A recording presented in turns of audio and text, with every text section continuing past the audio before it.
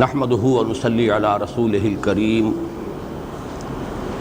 اما بعد فاعوذ بالله من الشيطان الرجيم بسم الله الرحمن الرحيم وإلى الأرض كيف سطحت فذكر إنما أنت مذكر لست عليهم بمسيطر إلا من تولى وكفر فيعذبه الله العذاب الأكبر إن إلينا إيابهم ثم إن علينا حسابهم صدق الله العظيم اللهم ربنا حاسبنا حسابا يسيرا آمین یا رب العالمین۔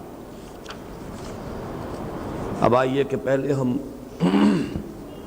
سورۃ الاعلیٰ کا بقیہ حصہ مکمل کر لیں۔ جو تمہیدی باتیں میں نے کل عرض کی تھی ان میں سے میں کسی کا بھی اعادہ نہیں کر رہا، صرف پہلی 7 آیات جو ہم پڑھ چکے ہیں ان کا رواں ترجمہ ان احتمالات کے ساتھ کہ جو ان کے مفہوم کے ضمن میں مفسرین کے مابین موجود ہیں۔ سبح اسم ربک الاعلیٰ، پاک رکھو نام کو اپنے رب کے جو سب سے بلند و بالا ہے، یا پاکی بیان کرو اپنے رب کی جو سب سے بلند و بالا ہے۔ الذی خلق فسوی، جس نے بنایا، پیدا فرمایا اور پھر تسویہ کیا، نوک پلک سواری، برابر کر دیا، درست کر دیا، ہموار کر دیا، متوازن کر دیا۔ والذی قدر فہدی، جس نے اندازہ ٹھہرایا، یہ تقدیر ہر شے کی ہے، پھر یہ کہ حیوانات میں ایک نوعی تقدیر ہے اور ایک ہر فرد کی انفرادی تقدیر ہے، اندازہ، اس کی پوٹینشیلٹیز، اس کے امکانات۔ مجھے یاد آیا تھا بعد میں، بڑا پیارا ایک مصرع ہے کہ ذرہ ذرہ دہر کا زندانی تقدیر ہے، یہ قدر فہد، ہر شے کی ایک تقدیر ہے، ہر شے کے لیے اندازہ ہے، چاہے وہ ایٹم ہے اور چاہے وہ نظام شمسی ہے، ہر ایک کے لیے قاعدہ اور قانون ہے۔ حیوانات میں پھر ایک تقدیر ہے نوعی، ایک تقدیر ہے انفرادی۔ والذی اخرج المرعى، اور وہ کہ جس نے نکالا سبزہ، چارہ، تمہارے لیے خوراک کی چیزیں، فجعلہ غثاء احوا، پھر کر دیا اس کو ایک تعبیر کے اعتبار سے کوڑا کرکٹ، سیاہ رنگ کا کوڑا کرکٹ، اور دوسری تعبیر جس کو میں نے راجح قرار دیا وہ کہ جس نے نکالا چارہ، سبزہ، اور پھر کر دیا اس کو نہایت گتھا ہوا، گنجان اور سبز کاہی، یعنی ایسی سبزی جس میں کہ شدت کی وجہ سے سیاہی کی کیفیت پیدا ہو جائے، جس کے لیے کہ امام فرا کے الفاظ تھے جو میں کل آپ کو سنانا بھول گیا کہ الاسود لشدت خضرتہ، ایک سیاہی وہ ہوتی ہے کہ جو سبز رنگ کی شدت کی وجہ سے پیدا ہو جاتی ہے، وہ احوا ہے۔ سنقرئک فلا تنسیٰ، ہم آپ کو پڑھائیں گے، ہمارے ذمہ ہے پڑھانا، پھر آپ بھولیں گے نہیں۔ ایک رائے یہ بھی ہے کہ پھر بھولیے مت، یہ فعل نہیں ہے، لیکن یہ کہ یہ ہمارے لیے تو یہ چیز مناسب ہے، لیکن نبی اکرم صلی اللہ علیہ وسلم کے لیے مناسبت نہیں رکھتی یہ بات، اس لیے کہ آپ کو یاد کرانے کی ذمہ داری تو خود اللہ نے لی ہے۔ لا تحرک بہ لسانک لتعجل بہ ان علینا جمعہ وقرآنہ، آپ کے سینہ مبارک میں اس کو جمع کر دینا ہمارے ذمہ، تو ہم پڑھائیں گے آپ کو، لیکن یہ کہ آپ بھولیں گے نہیں، اس کا کوئی اندیشہ نہ رکھیے۔ الا ما شاء اللہ، سوائے اس کے جو اللہ چاہے۔ جیسے کہ میں نے کل عرض کیا، زیادہ اس میں گمان جو میرے نزدیک راجح ہے وہ یہ کہ یہ محض اللہ کی قدرت اور مشیت کی شان مطلق کو ظاہر کرنے کے لیے ہے۔ اس سے لازم نہیں آتا کہ کوئی حصہ ایسا بھی ہوگا جو اللہ نے حضور صلی اللہ علیہ وسلم کو بھلوا دیا ہو یا جو آپ کو یاد نہ رہا ہو۔ دوسری تعبیر یہ کہ اس سے مراد ہے نسخ، اور نسخ کی 3 اعتبارات سے میں بیان کر چکا ہوں۔ ایک نسخ ہے سابقہ کتاب اور سابقہ جو شریعت تھی تورات کی، یہ سب کے نزدیک متفق علیہ ہے، ما ننسخ من آیت او ننسها نأت بخیر منها او مثلها۔ دوسرا نسخ ہے قرآن مجید کی آیات میں کہ آیت موجود ہے، اس کی تلاوت کی جاتی ہے، لیکن جزوی یا کلی طور پر اس کا حکم منسوخ ہو گیا۔ یہ بھی اصولی طور پر ہمارے تمام علماء اس کو تسلیم کرتے ہیں، سوائے آج کے دور میں بعض لوگ کہ جنہوں نے سنت سے ہٹ کر اور اجماع امت سے ہٹ کر راستہ اختیار کرنا شروع کر دیا ہے، صرف ان کو اس کے بارے میں اشتباہ ہے۔ البتہ کتنی آیتیں منسوخ الحکم ہیں اس میں اختلاف ہے۔ شاہ ولی اللہ دہلوی رحمۃ اللہ علیہ نے الفاظ الکبیر میں جو اپنی تحقیق بیان کی ہوئی ہے کہ 5 آیات ہیں صرف وہ کہ جو منسوخ الحکم ہیں، باقی آیات جن کو اکثر و بیشتر مفسرین نے منسوخ الحکم قرار دیا ہے وہ کسی خاص پہلو سے صرف تعبیر کا فرق ہے جو واقع ہوا ہے، ورنہ یہ کہ پوری آیت منسوخ الحکم نہیں ہے۔ بہرحال کسی نہ کسی درجے میں منسوخ الحکم آیات جن کی تلاوت ہے جو مصحف میں شامل ہیں، یہ بھی ہمارے اسلاف کے نزدیک متفق علیہ ہے۔ تیسری بات یہ کہ کوئی آیت ایسی بھی ہے جس کی تلاوت منسوخ ہو چکی ہو، منسوخ التلاوہ، اور اس کا حکم باقی ہو، یہ بھی صرف آیت رجم کے بارے میں، چونکہ حضرت عمر رضی اللہ تعالیٰ عنہ کا ایک قول ہے اور وہ بخاری شریف میں ہے، سند کے اعتبار سے قوی ہے، اس کی بنیاد پر یہ تیسری کیٹیگری جو ہے علماء نے جو وضع کی ہے، لیکن میں اپنی رائے عرض کر چکا ہوں کہ میرا ذہن، میرا قلب اسے تسلیم نہیں کرتا، اور حضرت عمر کے اس قول میں رضی اللہ تعالیٰ عنہ میرے نزدیک قرآن سے مراد تورات ہے۔ الا ما شاء اللہ انہ یعلم الجہر وما یخفی، اور اے نبی اللہ تو جانتا ہے ہر وہ شے جو ظاہر ہو یا بلند آوازی سے کہی جا رہی ہو اور جو بالکل خفیہ ہو۔ اس میں عرض کر چکا ہوں کہ اکثر و بیشتر کی رائے یہی ہے کہ در حقیقت سنقرئک فلا تنسیٰ، اس کے بعد الا ما شاء اللہ یہ ایک جملہ معترضہ ہے جو درمیان میں آیا ہے، رب جڑتا ہے سنقرئک فلا تنسیٰ انہ یعلم الجہر وما یخفی، آپ چپکے چپکے سے یاد کرنے کی جو سعی کر رہے تھے ہمارے علم میں ہے، ہم سے کوئی شے مخفی نہیں رہتی، تو آپ یہ مشقت نہ جھیلیے، ہم نے ذمہ لے لیا ہے کہ اس قرآن کو آپ کے سینے میں جمع کر دیں گے۔ اب ہم آگے چل رہے ہیں، ایک بہت اہم مضمون آ رہا ہے قرآن حکیم کا، جیسے کہ میں نے کل عرض کیا تھا، اس سورہ مبارکہ میں قرآن کے فلسفہ اور حکمت کے بہت گہرے اور بہت ہی عمیق مضامین ہیں۔ وَنُيَسِّرُكَ لِلْيُسْرَىٰ، ان قریب ہم آپ کو موافق بنا دیں گے، موضوع بنا دیں گے بڑی آسانی کے لیے۔ یہ میں صرف لفظی ترجمہ کر رہا ہوں، لیکن یہ کہ اس میں سب سے پہلے لفظ تیسیر سمجھیے۔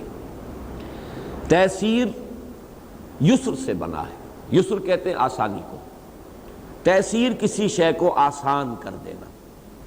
جیسے کہ ہم نے 5 مرتبہ غالباً یا 4 مرتبہ وہ آیت آئی ہے سورۃ القمر میں، وَلَقَدْ يَسَّرْنَا الْقُرْآنَ لِلذِّكْرِ فَهَلْ مِن مُدَّكِرٍ، ہم نے تو قرآن کو ذکر کے لیے، سبق آموزی کے لیے، یاد دہانی کے لیے، نصیحت کے لیے، تذکر کے لیے آسان کر دیا ہے، تو ہے کوئی جو اس سے نصیحت اخذ کرے؟ بڑا چیلنجنگ انداز ہے۔ یعنی قرآن مجید کا ایک پہلو وہ بھی ہے جس کے اعتبار سے یہ مشکل ترین کلام ہے، اللہ کا کلام ہے، کلام الملوک ملوک الکلام۔ اب اس کی گہرائی کو ناپنا کسی انسان کے لیے ممکن نہیں ہے، فیتھم لیس جسے کہا جاتا ہے، اس کی کوئی طے ہے ہی نہیں، لا متناہی، نا پیدا کنار، لیکن ایک اعتبار سے یہ بہت آسان کتاب ہے کہ جو شخص نصیحت اخذ کرنا چاہے، نیت میں فطور نہ ہو، طالب ہدایت ہو، تو یہ اس کی ہدایت اور اس کی رہنمائی، اس کے اندر جو نصیحت اور سبق آموزی ہے وہ گویا کہ اس کی سطح پر موجود ہے۔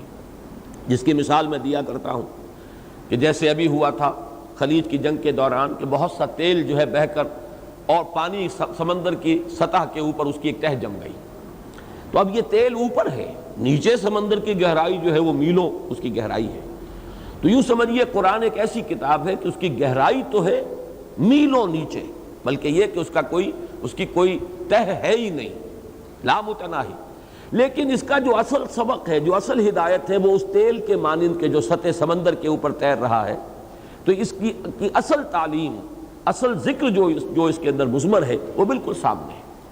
بہرحال یہ اس وقت وضاحت کر رہا تھا لفظ تیسیر، آسان کر دینا۔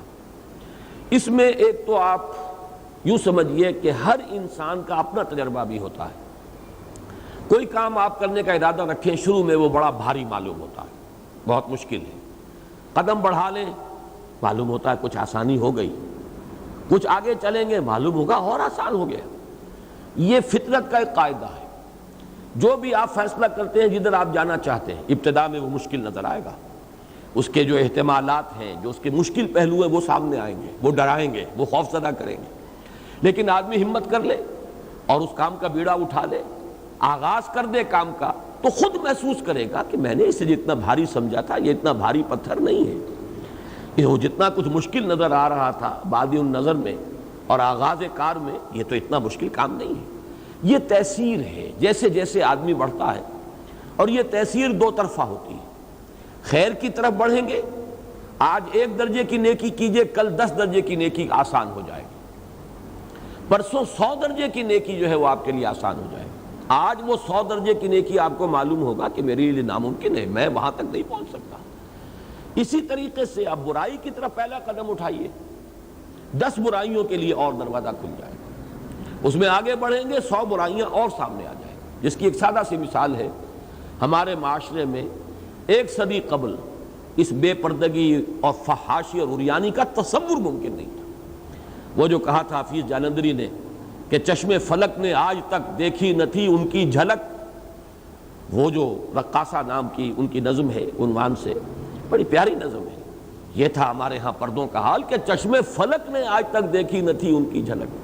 لیکن یہ کہ آج انہی کی پوتیاں، پڑ پوتیاں، نواسیاں، پڑ نواسیاں جو ہے وہ جس طریقے سے نیم عریاں لباس میں سڑکوں پر چلتی نظر آ رہی، یہ ایک دن میں نہیں ہوا۔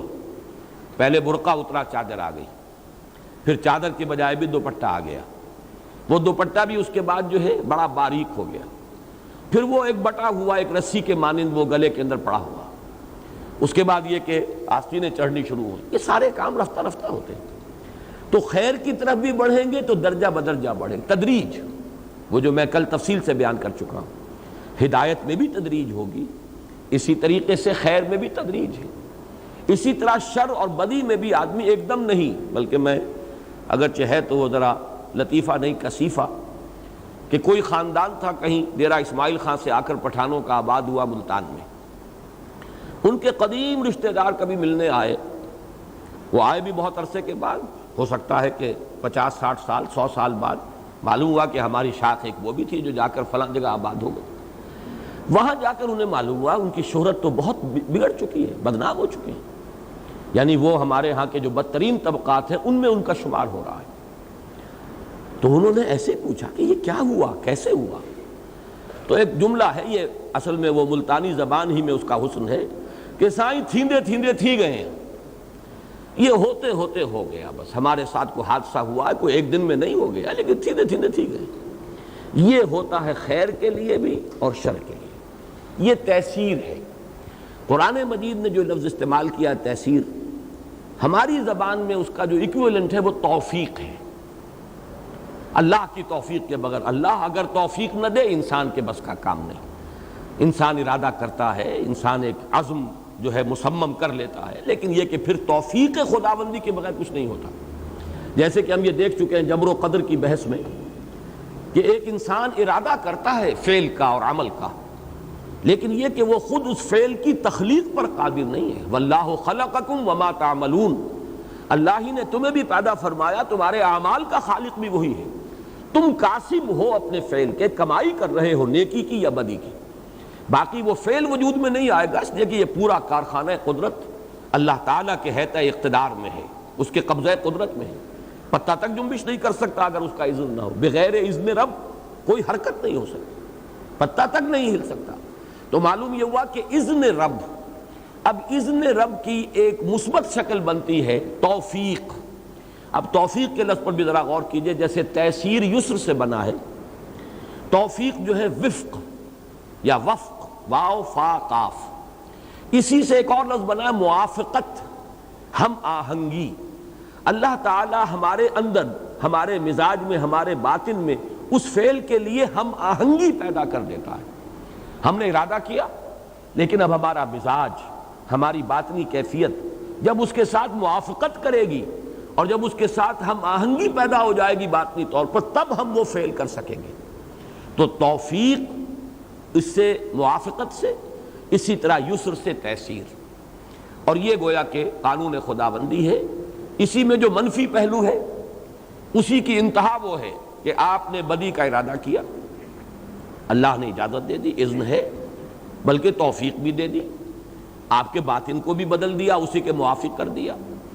اسی کو کہتا ہے اللہ تعالیٰ سورہ صف میں فلما زاغوا ازاغ اللہ قلوبہم، جب وہ ٹیڑھے ہو گئے اللہ نے ان کے دلوں کو بھی ٹیڑھا کر دیا، جاؤ جدھر جانا چاہتے ہو، نولیہ ما تولی ونصلہ جہنم، اب ہم حوالے کرتے ہیں اسے اسی کے جس کا کہ اس نے خود ارادہ کر لیا، جاؤ دفع ہو جاؤ، جو کرنا ہے کرو۔ پھر اس کے مزاج کی بھی ہم آہنگی ہو جاتی ہے اسی کے مطابق، اس کے بعد وہ اور بدی میں، ضلالت میں، گمراہی میں، شر میں بڑھتا ہے، اور اس کے اندر جو ہے اسی کے ساتھ موافقت پیدا ہوتی چلی جا رہی ہے، تاں کہ اس کا ایک آخری مقام وہ ہے جسے کہتا ہے اللہ تعالیٰ ختم قلوب۔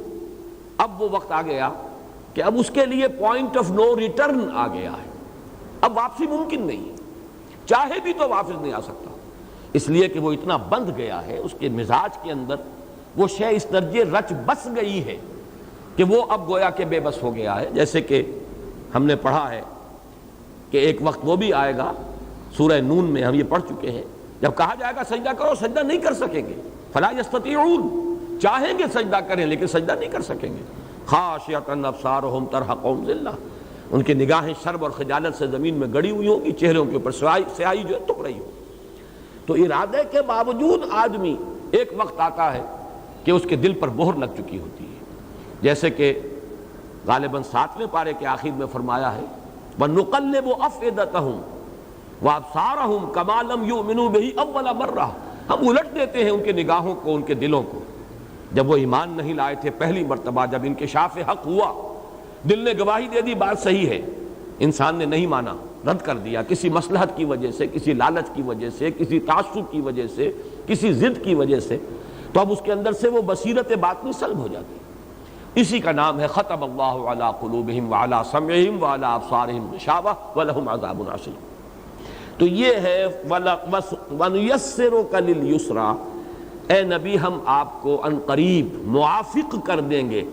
اب تیسیر کے لفظ کی بجائے میں یہاں لفظ لا رہا موافق، اس لیے کہ وہ ہماری سوچ اور ہمارے ذہن سے زیادہ قریب ہے۔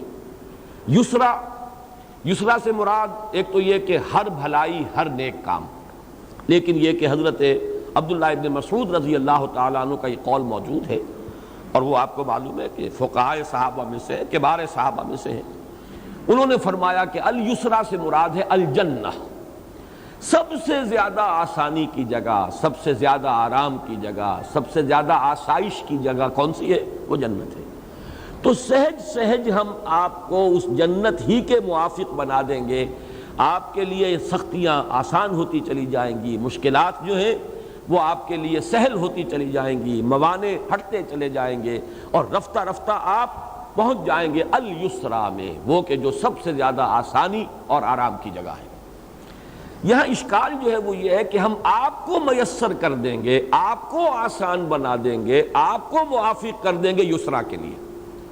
اب اس میں عام طور پر تو یہ ہے کہ اصل میں کلام کے اندر کچھ تقلیب ہے، دو حرف جو ہیں وہ گویا کہ آگے پیچھے ہوئے ہیں، اور یہ چیز قرآن مجید میں ہے، قرآن کا ایک صوتی آہنگ ہے، اس صوتی آہنگ کی وجہ سے کچھ حروف آگے پیچھے ہو جاتے ہیں، اس کی بہت سی مثالیں اس سے پہلے آ چکی ہیں۔ اصل میں عبارت یہ ہے وَنُيَسِّرُ لَكَ الْيُسْرَىٰ، یہ لام جو لگا ہوا حرف جار یسرا کے ساتھ، اور کاف ہے یہ مفعول ہے، ضمیر مفعولی ہے، تو یوں اگر پڑھا جائے وہ لام پہلے لایا جائے نُيَسِّرُ لَكَ الْيُسْرَىٰ، ہم آپ کے لیے میسر کر دیں گے، آسان کر دیں گے وہ بڑی آسانی، یعنی ہر مشکل سہل ہو جائے گی، ہر موانع جو ہے راستے کے وہ دور ہو جائیں گے، اور آسان کر دیں گے اس آسانی کو، یعنی جو اس وقت بڑی بھاری نظر آ رہی ہے، یہ ذمہ داریاں اس کی بڑی کٹھن نظر آ رہی ہیں، بہت ثقیل محسوس ہو رہی ہے، ان قریب ہم ان سب کو آپ کے لیے آسان کر دیں گے۔ یہ تو اکثر مفسرین نے اس کی یہ توجیہ کی ہے کہ یہاں کاف اور لام جو ہے یہ در حقیقت آگے پیچھے ہوئے ہیں، اصل کیا ہے؟ وَنُيَسِّرُ لَكَ الْيُسْرَىٰ، ان قریب ہم آپ کے لیے آسان بنا دیں گے بڑی آسانی کو۔ لیکن امام رازی رحمۃ اللہ علیہ نے اس کی ایک توجیہ کی ہے، اور انہوں نے بڑے انشراح کے ساتھ کہا ہے، اور اس میں خاصا ادعا کا پہلو بھی ہے، اللہ تعالیٰ کی حمد کرتے ہوئے بیان کرتے ہیں کہ اللہ تعالیٰ نے یہ نکتہ مجھ پر کھولا ہے۔ وہ چونکہ فلسفی ہے، منطقی ہے، اس اعتبار سے وہ ذرا اس پہلو سے کلام اللہ پر غور کرتے ہیں، انہوں نے یوں بیان کیا اس کو کہ ہر فعل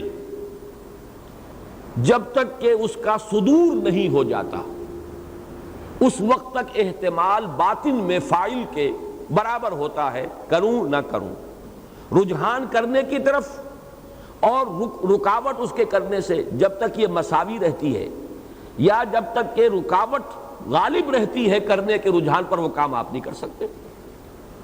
کام آپ کرتے ہیں اس وقت جب کہ آپ کا رجحان کرنے کا غالب ہو جائے۔ گویا کہ تبدیلی اولاً انسان کے اندر آتی ہے، اس کے اپنے رجحان میں، اپنے میلان میں۔ ہر شخص تول رہا ہوتا ہے، ہر لمحہ ہم جو ہے ایک دو راہے پر کھڑے ہیں، یہ کروں یا نہ کروں، یہ کروں یا وہ کروں، اس کو اختیار کروں یا ترک کر دوں، اختیار کروں یا نہ کروں۔ اب کرنے کے لیے بھی آپ کے اندر ایک میلان ہے، رجحان ہے، نہ کرنے کے لیے بھی کچھ دلیل ہے، وہ کہیں نفس دے رہا ہے آپ کا، یا نہ برائی سے آپ کی روح روک رہی ہے، آپ کا دل روک رہا ہے، آپ کا ضمیر نفس لوامہ روک رہا ہے۔ یہ اندر جب تک ایسا رہے گا کہ نہ کرنے کا غلبہ رہے کرنے کے ارادے پر، یا جب تک مساوی بھی ہو تو آپ عمل نہیں کر سکتے۔ یہ تو جب اندر کی کیفیت تبدیل ہو جائے، اندر انقلاب آ جائے۔ اب مجھے اس سے وہ اقبال کا شعر یاد آیا، چوں بجاں در رفت جہاں دیگر شود، جہاں چوں دیگر شد جہاں دیگر شود۔ جب یہ قرآن کسی کے باطن میں اتر جاتا ہے تو اندر انقلاب آ جاتا ہے، اب اندر اس کی کیفیت بدل گئی۔ پہلے اسے زندگی عزیز ترین نظر آتی تھی، اب موت اس سے کہیں زیادہ خوش آئند ہے۔ نشان مرد مومن باتو گویم جو مر گایت تبسم بر لب اوست۔ تو یہ تبدیلی تو اندر کی ہے نا، تو آپ کو ہم موافق کر دیں گے، آپ کے اندر وہ کیفیت پیدا کر دیں گے کہ کوئی مشکل محسوس ہی نہیں ہوگی۔ یہ در حقیقت وہ چیز آسان نہیں ہو رہی، وہ فعل آسان نہیں ہو رہا، وہ شے آسان نہیں ہو رہی، آسانی پیدا ہو رہی ہے انسان کے اپنے باطن میں، اس کی اپنی باطنی کیفیات میں، اس کے اپنے میلانات اور رجحانات کے مابین جو کوئی ایک تقابل ہو رہا تھا کرنے نہ کرنے کا، اس میں فیصلہ کن ایک ارادہ پیدا ہوتا ہے، کرنا ہے، اور پھر انسان وہ کام کر گزرتا ہے۔ تو اصل میں یہ امام راضی کا کہنا یہ ہے کہ یہی ترکیب صحیح ہے۔ وَنُيَسِّرُكَ، ہم آپ کو کے اندر ایسی سازگاری پیدا فرما دیں گے۔ یہ مضمون خاص طور پر جا کر سورۃ الانشراح میں آئے گا کہ در حقیقت یہ باطنی کیفیت جو ہے آپ کی یہ بدل جائے گی۔ شروع میں تبلیغ آپ کو بھاری نظر آئی، کیوں نظر آئی؟ ایک تو ہم یہ سمجھتے ہیں کہ تبلیغ میں لوگوں کی طرف سے مخالفت تھی، کسی نے تانا جو ہے وہ آپ پر کوئی چست کر دیا، کوئی فقرہ چست کر دیا، کسی نے پاگل کہہ دیا، کسی نے مجنون کہہ دیا، اب یہ گھراں گزرتا تھا۔ لیکن یہ ظاہری بات ہے، ایک باطنی کیفیت بھی تھی کہ انسان یہ چاہتا ہے وہ کہ جس واقعتاً جس کی لو اللہ کے ساتھ لگ گئی ہو، کہ میں تو تنہائی میں بیٹھا ہوا اپنے رب ہی کے ساتھ اپنا ذہنی اور قلبی رشتہ استوار کیے رکھوں، جی چاہتا ہے پھر وہی فرصت کے رات دن بیٹھے رہے تصور جانا کیے ہوئے۔ اس سے ہٹنا، جس کو ہمارے صوفیہ نے کہا ہے سیر عن اللہ الی اللہ، یہ تین مراحل بیان کیے ہیں۔ ایک تو انسان اللہ کی طرف بڑھ رہا ہے، یہ سیر الی اللہ ہے، تقرب اللہ کا حاصل کر رہا ہے۔ پھر ایک ہے سیر فی اللہ، اتنا قرب ہو گیا ہے کہ اب اللہ تعالیٰ کی ذات و صفات ہی میں غور و فکر کر رہا ہے انسان، اور اپنے دل کا تار جو ہے اس کے ساتھ جوڑا ہوا ہے، مگن ہے اس میں۔ لیکن اس کے بعد مرحلہ آتا ہے، یہاں تک تو صوفیہ کا معاملہ ہے، لیکن جو نسبت نبوت ہے، نسبت رسالت ہے، اس میں حکم ہوتا ہے اب جاؤ، اذهب الى فرعون انه طغى۔ اب یہاں طور کی بلندیوں پر ہم سے ہم کلامی کا شرف جو بھی تمہیں حاصل ہوا، جو لذت اللہ کے ساتھ مکالمے کی حاصل رہی، اب نکلو اس سے، جاؤ، اب تانے بھی سنو اور تلخ ترین باتیں بھی سنو۔ لیکن یہ کہ تانا اور تلخ ترین بات اس کا بھاری ہونا یہ ایک بات ہے، اور ایک یہ کہ اس میں وہ جو ایک تعلق تھا، اس کی جو شدت تھی، اس میں جو یکسوئی تھی، اس میں جو ایک کیف اور سرور تھا، وہ ختم ہو رہا ہے۔ یہ ہے وہ شے کہ جو سب سے زیادہ بھاری ہے۔ اب یہ باطنی کیفیات ہے جن کو ہم لوگ اس لیے نہیں سمجھتے، اور اکثر جو لوگ اہل ظاہر ہیں صرف، ان کو یہ تو نظر آتا ہے کہ کسی نے پتھر مار دیا، یہ بڑا سخت ہے، اس کا جھیلنا اور برداشت کرنا۔ انہیں یہ محسوس ہی نہیں ہوتا کہ کیا لطف ہے اللہ کے ساتھ لو لگانے میں، خلوت ہو اور اللہ کا کے ساتھ انسان کا ایک قلبی رابطہ قائم ہو، اس میں کسی بھی شے کی دخل اندازی پھر انسان کو گوارا نہیں ہوتی۔ اسی سے علامہ اقبال نے اپنے ایک لیکچر کا آغاز کیا ہے، اور عبد القدوس گنگوہی رحمۃ اللہ علیہ کے ایک قول کے حوالے سے انہوں نے بیان کیا ہے کہ ایک نسبت ولایت ہے اور ایک نسبت نبوت ہے، ان دونوں میں بڑا فرق ہے۔ نسبت ولایت جو ہے اس کے حوالے سے شیخ عبد القدوس گنگوہی رحمۃ اللہ علیہ کا قول، محمد عربی بالائے آسماں رفت و باز آمد، بخدا اگر من رفت میں باز نہ آمد میں۔ محمد عربی تو آسمان کے اوپر پہنچ گئے، 7ویں آسمان پر پہنچ گئے، سدرۃ المنتہا پر اللہ کے جو بھی تجلیات تھی ان کا مشاہدہ فرما رہے تھے، اور پھر واپس آ گئے۔ خدا کی قسم اگر کبھی میں پہنچ جاؤں تو کبھی واپس نہیں آؤں۔ اب یہ ہے وہ نسبت ولایت، وہ تو اسی میں مگن ہو جاتا ہے، وہی سرور وہی کیف، اس کو چھوڑنے کے لیے تیار نہیں۔ جبکہ نبی کا کام ہے، یہ نسبت تبلیغ ہے، نسبت دعوت ہے، یہ نسبت نبوت و رسالت ہے، یہ اس سے بلند ہے، لیکن یہ کہ شاخ گزرنے والی بات ہے۔ کہاں وہ تنہائی اور خلوت اور راز و نیاز اور مناجات اور وہ انائے کبیر کا کہ سامنے انائے صغیر کا آ جانا، کہاں یہ ہے کہ لوگوں در در کے ٹھوکریں کھانا، فقرے سننا، پھر یہ کہ وہ بھی کیفیت جو ہے وہ تو برقرار نہیں رہتی۔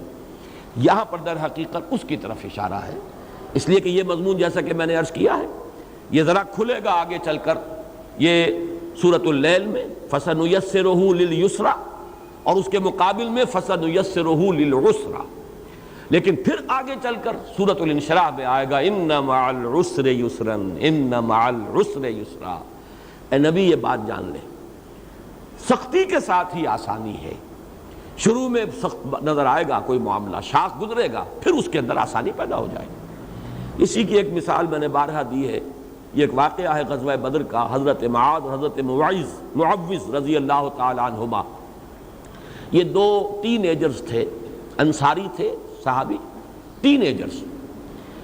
ان دونوں نے غزوہ بدر میں حضرت عبد الرحمن ابن عوف سے پوچھا رضی اللہ تعالی عنہ کہ چچا ہم نے سنا ہے ابو جہل ہے کوئی قریش کا سردار، اور وہ ہمارے نبی کو بہت برا بھلا کہتا تھا اور سلوک بڑا برا کرتا تھا، ہمیں بتائیں، ہم نے عہد کیا ہم اسے قتل کریں۔ انہوں نے کہا کہ بچوں تم کدھر کیا ارادہ کر رہے ہیں، وہ تو وہ بڑا سردار ہے، وہ جو اونچی کلغی لگائے ہوئے وہاں پر ہے، سوار ہے، اور اس کے ارد گرد تو بڑا پہرا ہے۔ تم کہا جاؤ کہ نہیں، بس آپ نے بتا دیا، آپ کا کام اتنا، تیر کی طرح گئے۔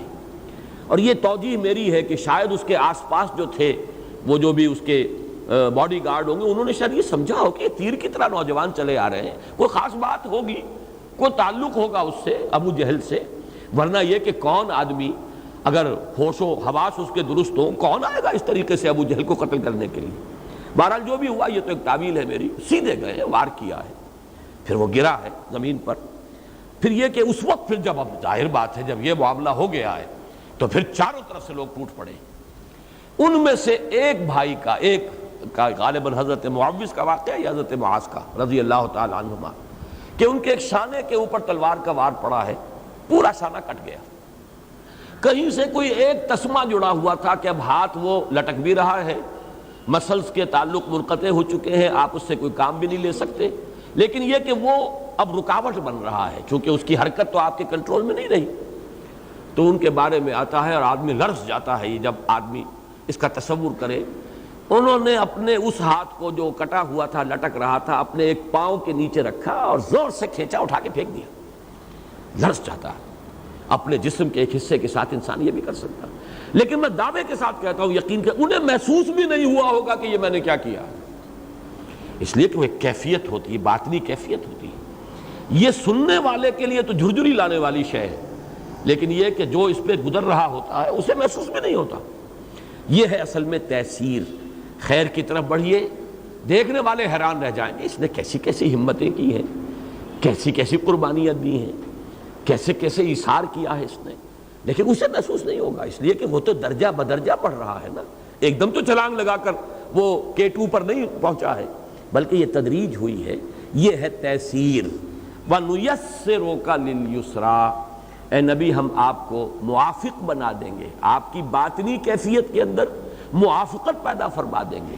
یہ مشکلات یا یہ جو باطنی طور پر شاخ گزرنے والی کیفیات ہیں، یہ رفتہ رفتہ آپ کے لیے یہ بڑی قابل برداشت ہی نہیں، خوش آئند ہو جائیں گی، اس لیے کہ ایک روحانی لذت انسان کو اس سے بھی تو ملتی ہے کہ وہ جو ایک شعر میں نے کئی بہت مرتبہ پڑھا ہے کہ نشہ پلا کے گرانا تو سب کو آتا ہے، مزہ تو تب ہے کہ گرتوں کو تھام لے ساقی۔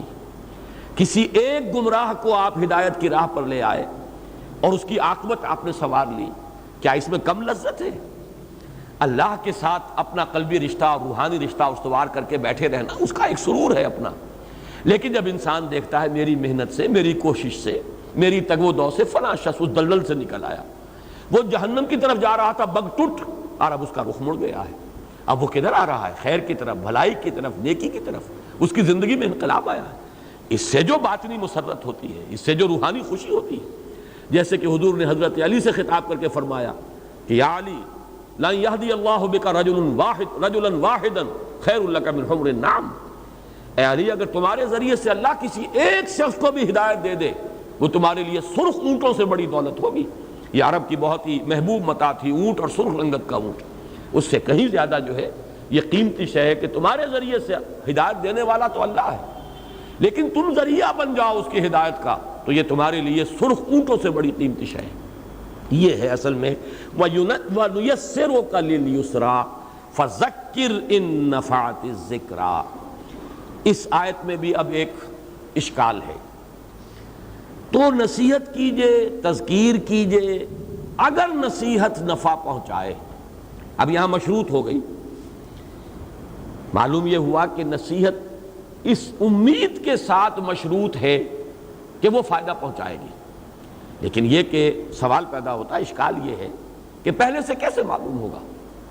لہذا اس کی جو توجیہ کی ہے علماء نے، اور میں اس سے متفق ہوں، مفسرین کا تقریباً اس میں اجماع ہے. ایک ہے تبلیغ عام، تذکیر عام، وہ تو سب کو کرنی ہے. برے سے برا آدمی بھی جو نظر آ رہا ہے، آپ نہیں کہہ سکتے کہ اس کی حالت میں انقلاب نہیں آ جائے گا. کیا پتہ، آخر اللہ تعالیٰ نے لوگوں کی زندگیاں بدلی ہیں. ڈاکو تھے پیشے کے اعتبار سے حضرت ابو ذر، اور کہاں سے کہاں پہنچ گئے. ان کی اس وقت کی کیفیت کو دیکھ کر کوئی شخص اندازہ نہیں کر سکتا کہ وہ اس مقام تک پہنچ جائیں گے کہ خود حضور فرمائیں گے کہ من کان یسرہ ان ینظر الی زہد عیسیٰ فلینظر الی صاحبی ابی ذر. جس شخص کو حضرت عیسیٰ کا زہد اپنی آنکھوں سے دیکھنا ہو، وہ میرے اس دوست ابو ذر کو دیکھ لے. کہاں ڈاکے مارنے کا پیشہ، کہاں وہ ان کا زہد اور ان کا ورع جو حضرت عیسیٰ علیہ السلام کے، وہ علیہ السلام کے ہم پلہ ہو گیا. خود حضرت عمر، میں نے بارہ عرض کیا ہے کہ اگر ان کے بارے میں یہ بات کہوں توہین نہ سمجھیے، اس لیے کہ یہ ایمان سے پہلے کی کیفیت ہے. ہمارے ہاں کے جو لوگ ہوتے ہیں جنہیں عام طور پر آپ وہ بستہ الف بستہ بے کے لوگ کہہ دیتے ہیں، مزاجی اعتبار سے حضرت عمر انہی میں سے تھے. لڑنا بڑنا، ادھر کندھا مار دینا، اس سے لڑائی مول لینا، راستے کو چلتے ہوئے کسی کو چیلنج کرنا، چھیڑنا، یہ ان کا شغل تھا. کشتیاں کرنا، مقابلے کرنا، یہ تھی ان کی. لیکن یہ کہ وہی شخص بدلا ہے، لہذا ہمیں کچھ پتہ نہیں. ہو سکتا ہے کہ ایک شخص بہت ہی خوش آئند نظر آ رہا ہو اور آپ کو محسوس ہو کہ یہ تو یقیناً دعوت قبول کر لے گا، لیکن وہی محروم ہو جائے. جس کی سب سے بڑی مثال جو ہے وہ ولید ابن مغیرہ ہے. اتنا قریب آیا، اتنا قریب آیا، اتنا قریب آیا. سورہ نون میں اس کا تذکرہ ہے، سورہ مدثر میں اس کا تذکرہ ہے. کتنا اللہ کا غضب بھڑکتا ہے. سأرهقه صعودا، اس لیے کہ انه فکر وقدر فقتل کیف قدر ثم قتل کیف قدر ثم نظر ثم بصر ثم عبس وبصر ثم ادبر واستكبر فقال ان هذا الا سحر يوسف. قسمت کی خوبی دیکھیے، ٹوٹی کہاں کمند، دو چار ہاتھ جب کے لبے بام رہ گیا. بالکل ایمان کی سرحد کے قریب آ کر ایک شخص واپس چلا گیا، محروم ہو گیا، محروم ازلی. اس لیے ابتدائی دعوت اور تبلیغ میں تو سب کو پیش نظر رکھنا ہے. البتہ اس کے بعد اب کیفیت بدلے گی. جس کی طرف کوئی بھی آپ جس میں محسوس کریں کہ میلان ہے، رجحان ہے، سننا چاہتا ہے، اب توجہ کا ارتکاز اس پر ہونا چاہیے. جس میں استغنا محسوس کریں، یہ نظر آئے کہ یہ ہٹ دھرم ہے، یہ تو اڑا ہوا ہے، ضدی ہے، متکبر ہے، اب اس پر اپنا وقت ضائع نہ کریں. یہ ہے در حقیقت جو مفہوم ہے یہاں فذکر ان نفعت الذکریٰ. یہ وہ بات ہے کہ جو اس سے پہلے جو ہم پڑھ آئے ہیں سورہ عبس میں، اس میں جو گرفت ہوئی تھی حضور پر، فاما من استغنى فانت له تصدى وما عليك الا يزكى واما من جاءك يسعى وهو يخشى فانت عنه تلهى كلا انها تذکرہ. اب یہ ہے در حقیقت اس ایک آیت کا مفہوم وہاں جا کر کھلا ہے. جیسا کہ میں عرض کر چکا ہوں، یہ سورت جو ہے سورۃ الاعلیٰ، یہ بالکل ابتدائی صورتوں میں سے ہے. اس میں ایک ایک آیت جو ہے بالکل جیسے کہ سورہ ہود کے شروع میں فرمایا کہ کتاب احکمت آیاتہ ثم فصلت من لدن حکیم خبیر. اس کی ایک ایک آیت جو ہے اتنی محکم ہے کہ اس کی پھر تفصیل آئی ہے قرآن میں. جیسے سنقرئک فلا تنسیٰ، اسی کی شرح ہے نا جو بار بار میں توجہ دلا چکا ہوں.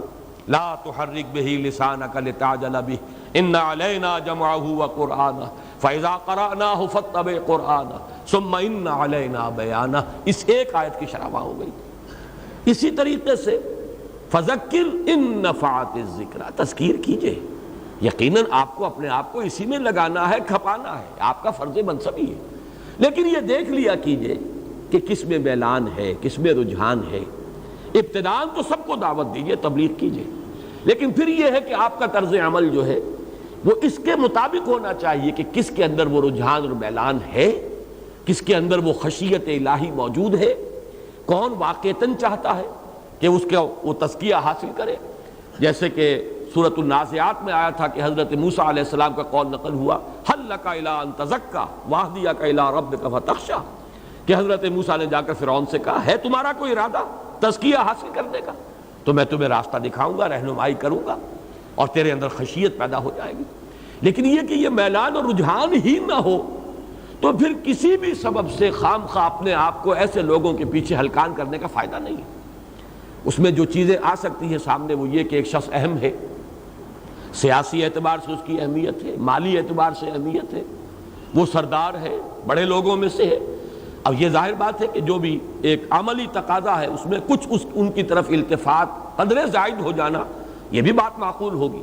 لیکن اس سے زیادہ اپنے آپ کو ان کے پیچھے ہلکان کرنا یہ در حقیقت نہ صرف یہ کہ نتیجے کے اعتبار سے بھی صحیح نہیں، ان کے اندر اور زوم پیدا ہو جائے گا اور تکبر پیدا ہوگا، اعراض اور بڑھتا چلا جائے گا، وہ اپنی اہمیت اور محسوس کرتے چلے جائیں گے. کوئی خاص ہی بات ہے ہماری، کوئی خاص سرخاب کے پر ہمیں لگے ہوئے ہیں جو محمد ہمارے پیچھے اپنے آپ کو ہلکان کیے ہوئے، تو اس کا کوئی فائدہ نہیں، کاؤنٹر پروڈکٹیو ہے بلکہ. لہذا اس سے رکیے اور سورت پھر اس آیت کی شرح وہ سمجھیے کہ جو سورۃ عبس کے اندر ہم پڑھ چکے ہیں، اما من استغنا فانت لہ تصدی، جو استغنا برت رہا ہے، بے پرواہی کر رہا ہے، سننے کو تیار ہی نہیں، کسی بات پر غور کرنے کے لیے آمادہ ہی نہیں، تو آپ اس کے در پہ رہتے ہیں. ایسا نہ کیجئے. وَأَمَّا مَنْ جَاءَكَ يَسْعَىٰ وَهُوَ يَخْشَىٰ فَأَنْتَ عَنْهُ تَلَهَّىٰ، اور جو آیا ہے چل کر خود اور اس کے دل میں خشیت ہے اللہ کی، ڈرتا ہے اللہ سے، اس کا دل جو ہے لرزتا ہے اللہ کے ذکر سے، تو اس کی طرف سے آپ استغنا برت رہے ہیں. کلا، نہیں، ایسا نہ کیجئے. یہ گویا کہ شرح ہے اس آیت کی فَذَكِّرْ إِن نَفَعَتِ الذِّكْرَىٰ. اس تذکیر کا اصل مفہوم کیا ہے؟ چونکہ یہ اگلی صورت کے اندر یہ بات زیادہ واضح ہوگی تو اس کو میں ابھی ملتوی کر رہا ہوں. اس پر اگرچہ گفتگویں بارہا ہوئی ہیں، لیکن آج میں چاہتا ہوں کہ جیسے تسبیح کے بارے میں کل میں نے اثر نو وہ چند باتیں جو ہے نوٹ کرا دی، اسی طریقے سے تذکیر کے بارے میں بھی چند باتیں جو ہے وہ نوٹ کرا دوں گا، لیکن یہ سورۃ الغاشیہ کے ضمن میں. سَيَذَّكَّرُ مَن يَخْشَىٰ، ان قریب تذکر حاصل کر لے گا وہ جس کے اندر کوئی خشیت ہے، کوئی نہ کوئی خوف. اب یہ خشیت اور تقوی ان دونوں الفاظ کو ذرا آپ پہچان لیجئے، اس لیے کہ آپ کو معلوم ہے کہ سورہ بقرہ کے بالکل آغاز میں فرمایا ھدی للمتقین. کوئی تقوی ہوگا تو قرآن کی ہدایت سے انسان استفادہ کرے گا. بظاہر تو اعتراض ہوتا ہے جو پہلے ہی متقی ہے اسے اب اور کس ہدایت کی ضرورت ہے.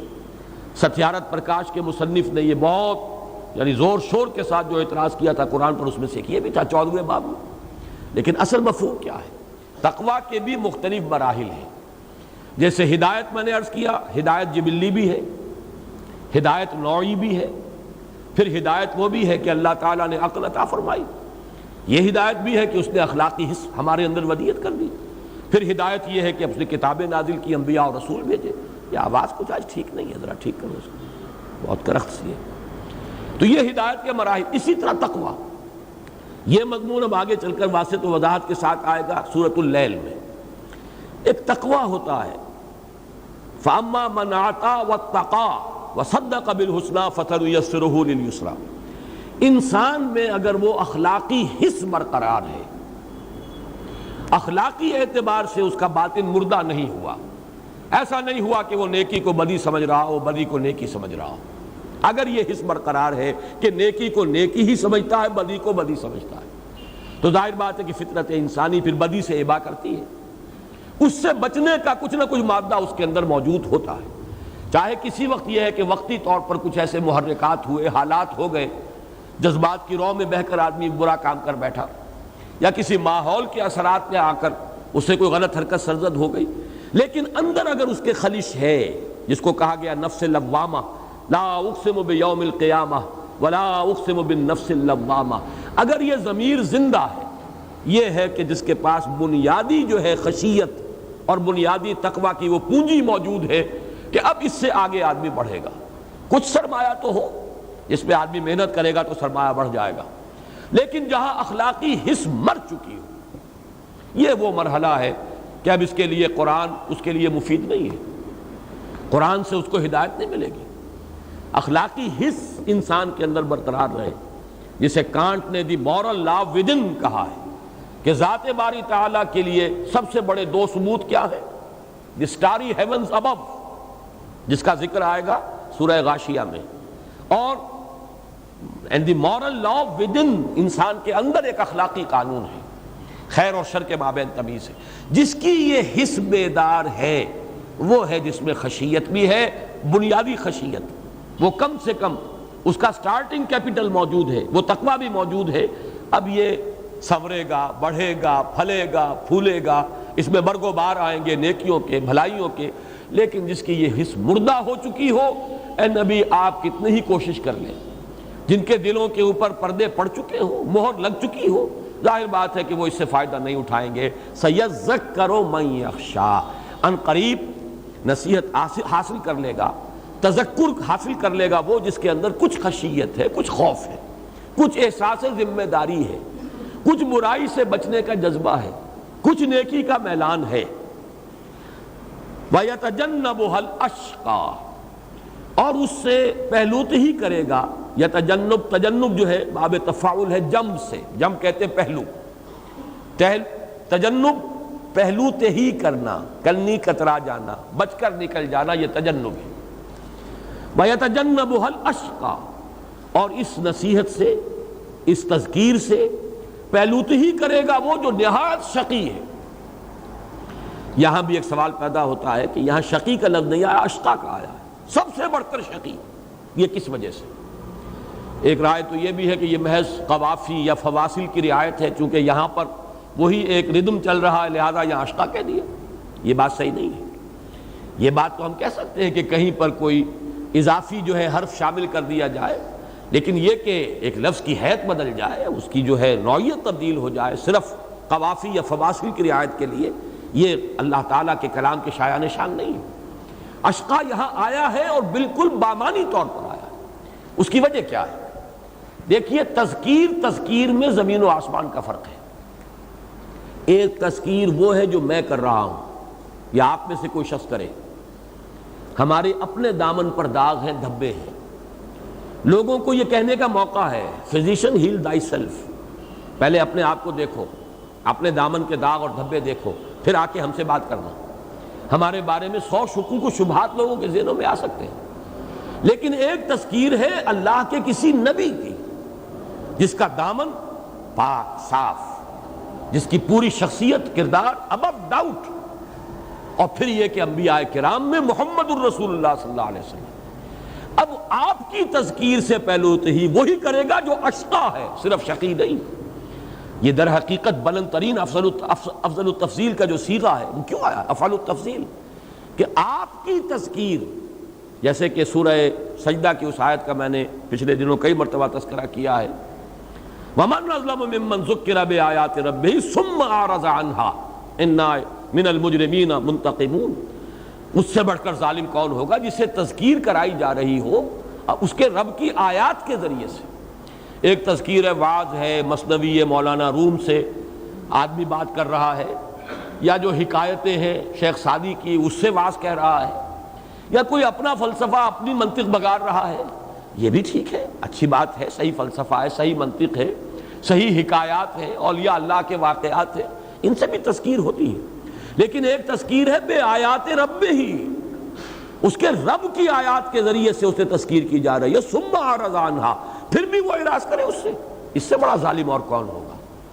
اب یہاں پر بھی تذکیر کرنے والا ایک تو آیات رب کے ذریعے سے تذکیر کرا رہے ہیں محمد صلی اللہ علیہ وسلم، پھر دیکھو مذکر کون ہے، تذکیر کرانے والے کون ہیں، جن کو الصادق الامین کا خطاب خود معاشرے نے دیا، جن کے بارے میں ان کا کٹر دشمن ابو جہل بھی یہ نہیں کہہ سکا کہ انہوں نے کبھی جھوٹ بولا ہے۔ ایک موقع پر ذرا سا آپ نے جا کر کہا ہے، یہ سیرت النبی کا ایک بڑا عجیب واقعہ ہے کہ ایک شخص کے کچھ روپے دینے تھے، کچھ رقم دینی تھی ابو جہل نے، اور نہیں دے رہا تھا، لے تو لال کر رہا تھا، وہ کچھ شخص باہر کا تھا۔ تو لوگ بیٹھے ہوئے تھے جہاں پر یہ دار الندوہ تھا، بہت سے لوگ جو سرداران قریش تھے بیٹھے تھے، اس نے آ کے فریاد کی کہ دیکھیں ابو جہل جو ہے میرے ساتھ زیادتی کر رہا ہے، آپ میری رقم اس سے لے کر دیں۔ انہیں ایک مذاق سوجا، انہوں نے کہا بھائی ہمارے اندر تو جرأت نہیں ہے، ہمت نہیں ہے، ہاں وہ شخص جو ہے وہاں پر اس کی ہے یہ حیثیت اور اہمیت، وہ جا کر اگر کہے گا ابو جہل سے تو ابو جہل انکار نہیں کر سکے گا، حضور کی طرف اشارہ کر دیا۔ اب وہ منتظر تھے کہ تماشا دیکھیں کیا بیتتی ہے آج محمد پر، ابو جہل کیا کرتا ہے محمد کے ساتھ، ہم نے بھیج دیا ہے، وہ تو ایک تماشا دیکھنا چاہ رہے تھے، وہ چلا گیا سیدھا۔ اب ظاہر بات ہے کہ ایک شخص ہے، حاجت مند ہے، محتاج ہے، اس کی ضرورت ہے، مظلوم ہے، اس نے فریاد کی ہے، آ کر مدد چاہیے، یہ شرافت نفس اور مروت کے خلاف ہے یہ کہ حضور انکار کر دیتے۔ آپ نے کہا ٹھیک ہے چلو میں چلتا ہوں۔ آپ گئے ہیں، دستک دی ہے، ابو جہل نکلا ہے، صرف یہ فرمایا اس کی رقم اس کو ادا کر دو، فوراً اندر گیا ہے اور آ کر پیسے ادا کر دیے۔ لوگ حیران ہوئے کہ تمہیں کیا ہوا، یہ تم نے کیا کیا؟ تو یہ ایک کیفیت ہے، اس اعتبار سے وہ شخص بھی نبی اکرم صلی اللہ علیہ وسلم کی شخصیت کا اس درجے قائل تھا۔ جب اسے کسی نے پوچھا تمہارا کیا خیال ہے کہ محمد جھوٹ بولتے ہیں، تو اس نے کہا نہیں صلی اللہ علیہ وسلم، انہوں نے کبھی جھوٹ نہیں بولا۔ تو وہ شخصیت تذکیر کرنے والی ہو۔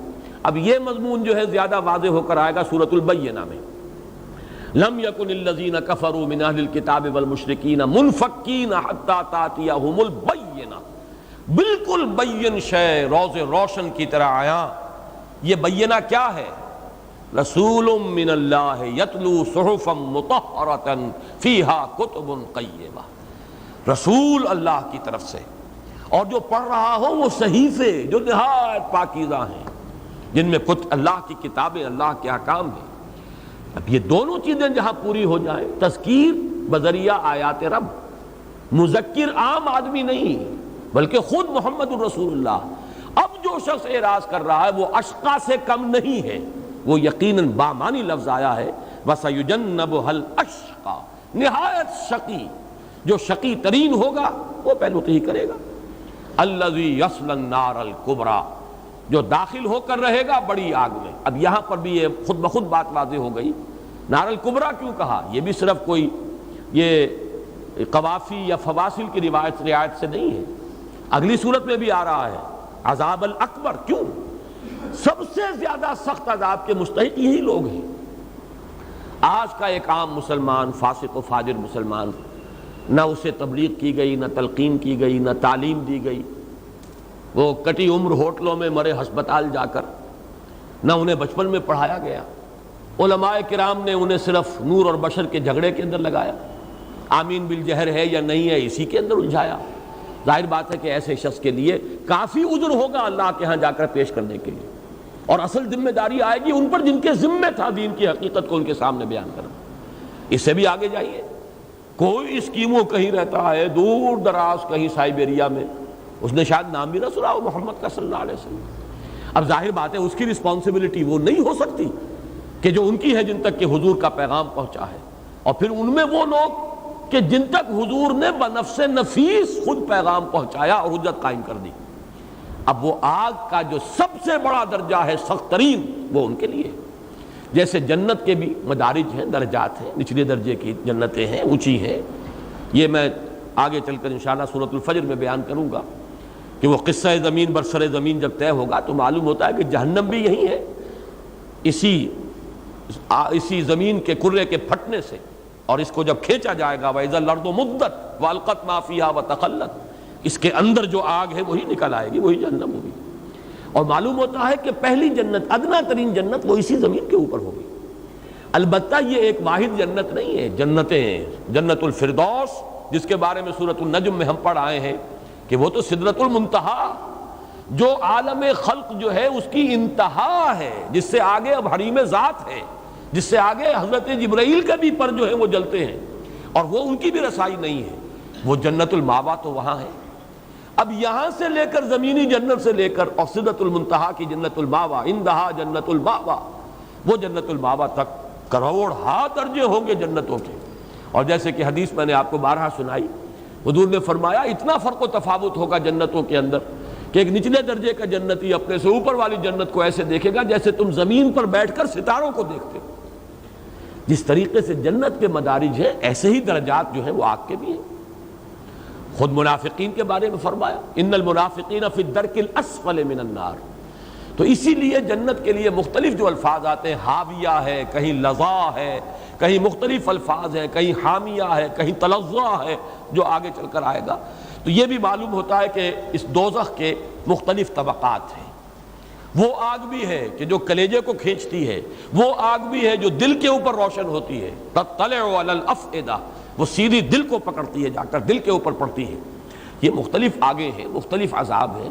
تو یہاں جو فرمایا گیا ہے نار الکبریٰ، اس لیے کہ جس نے محمد کی تذکیر و تبلیغ صلی اللہ علیہ وسلم اس سے بھی اپنے آپ کو محروم رکھا، معلوم ہوا وہ اشقا ہے، سب سے بڑھ کر شقی، اس سے اوپر شقاوت کا کوئی درجہ نہیں، اور وہ مستحق ہے النار الکبریٰ کا، الذی یصلی النار الکبریٰ، وہ کہ جو داخل ہوگا بہت سب سے بڑی آگ میں، ثم لا یموت فیہا ولا یحییٰ، پھر نہ وہ اس میں موت اس کو آئے گی کہ اس کا ordeal ختم ہو جائے، اور نہ وہ زندہ رہے گا، نہ مردوں میں نہ زندوں میں۔ لا تبقی ولا تذر لواحۃ للبشر علیہا 19 جو سورہ مدثر میں آیا۔ قد افلح من تزکا، اب یہ دو الفاظ جو ہیں چونکہ افلح بھی آئے گا آگے، پھر سورۃ الشمس میں آئے گا قد افلح من زکاہا وقد خاب من دساہا۔ یہ مضمون زیادہ وضاحت سے تو میں عرض کروں گا، لیکن لفظی معنی یہاں سمجھ لیجئے۔ افلح کے معنی ہے کھود کر نکال لینا، فلاح، فلاح آتا ہے کسی شے کو کھودنا، اسی لیے فلاح کہتے ہیں کسان کو، وہ اپنے ہل کی نوک سے زمین کو کھودتا ہے، یہ ہے فلاح۔ فلاحین کی تحریک ہے جو ہمارے ہاں کسان موومنٹ کہلاتی ہے، وہ مصر میں اس کا نام ہے فلاحین، تحریک جو ہے فلاحین کی۔ فلاح کے معنی پھاڑنا، افلاح پھاڑ کر نکال لینا۔ قد افلح من تزکا، اپنے وجود کے اندر جو اللہ نے خیر مضمر رکھا ہے وہ نکال لیا اس نے جس نے تزکیہ حاصل کیا۔ اب اس بات کو یوں سمجھیے، پوٹینشیلٹیز ہیں۔ لقد خلقنا الانسان فی احسن تقویم، ہم نے انسان کو بہترین ساخت پر پیدا کیا، بلند ترین مقام عطا کیا، اس میں بڑے بڑے خیر ودیت کیے ہیں، بڑے بڑے خیر ہمارے اندر چھپے ہوئے ہیں۔ یہ معدن ہے جس میں ہیرے ہیں، جواہرات ہیں، لیکن یہ کہ جیسے کہ آپ کو معدن کو کھودنا پڑتا ہے ہیرے نکالنے کے لیے، سونے کی کان ہے لیکن کھدائی کریں گے تو سونا نکلے گا، از خود سونا باہر نہیں آ جائے گا۔ اپنے اس مادی وجود کو پھاڑو گے اور اپنے اس مادی اور حیوانی وجود کو پھاڑ کر برآمد کرو گے، وہ خیر، وہ بھلائی، وہ روح ربانی جو اس میں پھونکی گئی تھی، فَإِذَا سَوَّيْتُهُ وَنَفَخْتُ فِيهِ مِن رُوحِي فَقَعُوا لَهُ سَاجِدِينَ۔ یہ جو افلاح ہے، باب افعال، فلاح یفلح، کاٹنا، ان الحدید بالحدید یفلح، لوہا لوہے ہی سے کاٹا جاتا ہے، یہ فلاح۔ اور افلح یفلح، پھاڑ کر کوئی شے نکال لینا۔ قد افلح، اپنی اس اصل حقیقت کو برآمد کرے گا اور پالے گا، پوسے گا، پروان چڑھائے گا، کون؟ من تزکا، جس نے پاکیزگی اختیار کی۔ اب دیکھیے اسی سورہ مبارکہ میں لفظ ذکر بھی آیا، تسبیح بھی آیا، پھر فلاح کا لفظ آیا، یہی چیزیں جو بعد میں جا کر واضح ہوئی ہیں۔ قد افلح المؤمنون الذین هم فی صلاتهم خاشعون والذین هم عن اللغو معرضون والذین هم للزکاة فاعلون والذین هم لفروجهم حافظون۔ یہ اوصاف ہیں، یہ شرطیں ہیں، یہ پورے کرو گے تو تم اپنے اندر کی وہ خیر، اپنے اندر کی بھلائی اسے برآمد کرو گے، پروان چڑھاؤ گے اور فلاح سے ہمکنار ہو جاؤ گے۔ قد افلح من تزکا، یہاں باب تفاعل ہے، زکا یزکی کسی دوسری شے کو پاک کرنا، تزکا خود پاک ہو جانا۔ لیکن اس لفظ کی بھی اصل حقیقت کو سمجھیے. اصل میں تزکیے کا عمل جو ہے عربی لغت میں اس کا اطلاق ہے کسی باغبان کے اس عمل پر کہ جب وہ اپنے باغ میں آیا یا باغیچے میں آیا تو وہ دیکھتا ہے کچھ پودے اس نے خود لگائے ہیں، چاہے وہ پھولدار پودے ہیں یا پھلوں والے پودے ہیں. آم کا پودا لگایا ہے، امرود کا پودا لگایا ہے یا گلاب کا پودا لگایا ہے. یہ تو وہ چاہتا ہے کہ پروان چڑھے، پھلے پھولے، لیکن کچھ گھاس جھاڑ جھکاڑ ادھر ادھر اگ آتا ہے خود رو. یہ جو خود رو ہے گھاس اور جھاڑ جھکاڑ، یہ ان پودوں کے پروان چڑھنے کے راستے میں رکاوٹ ہے. سورج کی تمازت، ہوا میں جو آکسیجن ہے وہ یہ بھی جذب کر رہے ہیں، جو اگر یہ نہ ہوتے تو پوری کی پوری جو ہے اس پودے کے حصے میں آتی. اسی طریقے سے زمین میں جو روئیدگی ہے وہ یہ بھی کھینچ رہے ہیں، اگر یہ نہ ہوتے تو وہ پودے کی جو جڑ ہے، جو پودا آپ کا مطلوب ہے، مقصود ہے، وہی اس سے ساری توانائی حاصل کرتا.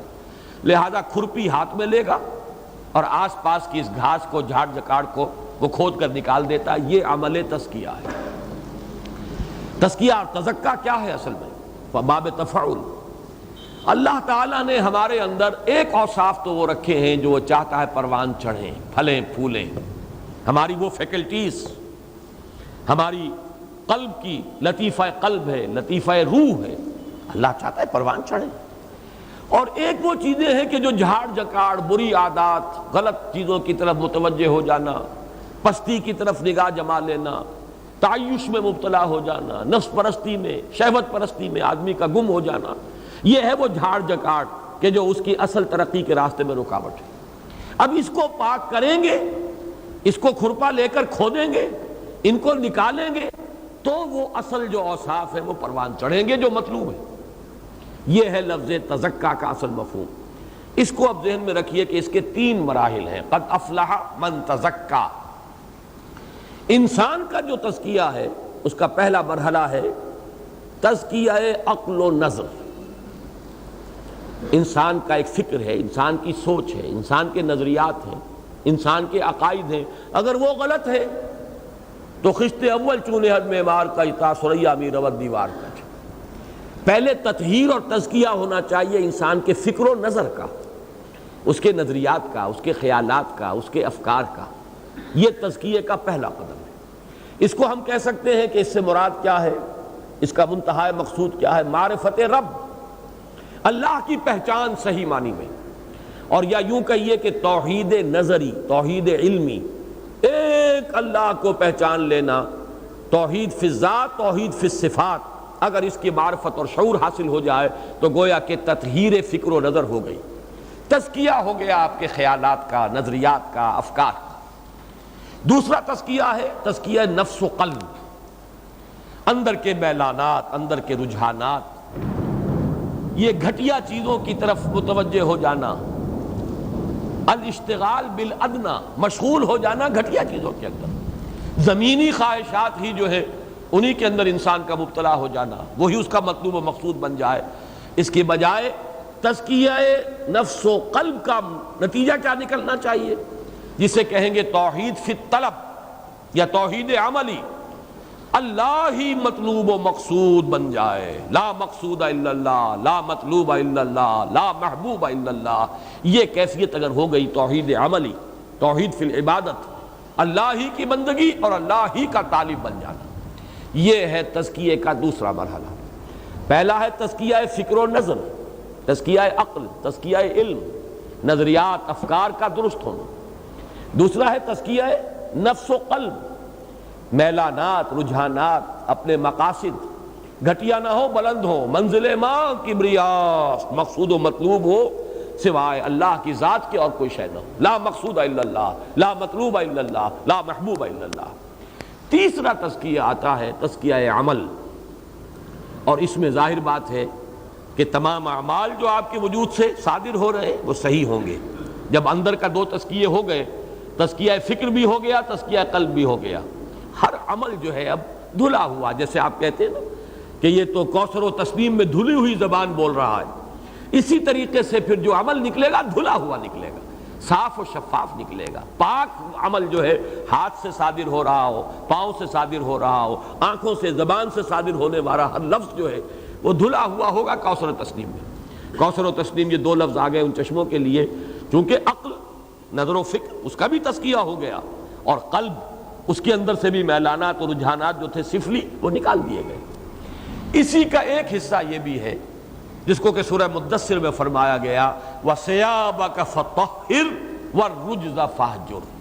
اب اپنے کپڑوں کو بھی پاک رکھیے، اس لیے کہ آپ کا جسم، سب سے پہلے تو آپ کے اندر آپ کا ذہن، آپ کا فکر، آپ کا قلب، آپ کے میلانات، آپ کے مقاصد، پھر آپ کے اعمال جو صادر ہو رہے ہیں، پھر وہ لباس کہ جو آپ کے جسم کو لپیٹے ہوئے ہیں، ہر طرح کی گندگی سے یہ جو اضافی آلودگی ہو سکتی ہے لباس کی، اس سے بھی جیسے کہ فرمایا وَثِيَابَكَ فَطَهِّرْ وَالرُّجْزَ فَاهْجُرْ۔ لیکن یہ سارے منزل کون جو پوری کر لے گا وہ ہوگا قد افلح من تزکا وذکر اسم ربہ فصلی۔ اس تزکیے کا ایک مظہر ہے، پھر اس نے یاد کیا اپنے رب کے نام کو اور پھر نماز پڑھی۔ یہاں پھر وہ ساری بحث جو کل ہم کر چکے ہیں، اسم سے مراد کیا ہے؟ اسم سے مراد مسمى بھی ہو سکتا ہے، اللہ کو یاد کیا، اور اسم چونکہ اللہ تعالیٰ کی یاد ہمارے پاس ذریعہ اس کا کیا ہے؟ اسماء ہے۔ ذکر اسم ربہ، اس نے یاد کیے اللہ کے نام، پکارا اللہ کو، جیسے کل میں آپ وہ آیت بتا چکا ہوں سورہ اعراف کی کہ وَلِلَّهِ الْأَسْمَاءُ الْحُسْنَى فَادْعُوهُ بِهَا وَذَرُوا الَّذِينَ يُلْحِدُونَ فِي أَسْمَائِهِ۔ ان ناموں کے ضمن میں کوئی الحاد نہیں ہونا چاہیے۔ یہ صورت اب آپ نے دیکھا اس اعتبار سے ممیز ہے کہ شروع میں تسبیح کا حکم بھی آیا تو سبح اسم ربک الاعلی، یہاں پر بھی فرمایا وذکر اسم ربہ فصلی، اس نے نام لیا اپنے رب کا، یاد کیا اور پھر نماز پڑھی۔ در حقیقت پہلے ہے ذکر، نام اللہ کا، اور پھر ہے اللہ کی طرف متوجہ ہونا، اس لیے کہ صلاۃ کا جو مادہ ہے صاد لام یا، اس کے کئی مفہوم ہیں۔ اقدام الی الشیء، توجہ کسی شے کی طرف کرنا، کسی چیز کی طرف آگے بڑھنا، اسی طریقے سے حرکت جو ہے پیدا کرنا اپنے جسم کے اندر، یہ تمام چیزیں جو ہے تاپنے کے معنی میں بھی آتا ہے۔ آپ اگر آگ کے سامنے بیٹھے ہوئے آگ تاپ رہے ہیں، یہ بھی صاد لام یہ ہے۔ تو اس اعتبار سے اس کے تمام مفاہیم کو جب جمع کیا گیا تو نماز میں سب سے پہلے کیا ہے؟ اللہ کی طرف توجہ۔ انی وجہت وجہی للذی فطر السماوات والارض حنیفا وما انا من المشرکین۔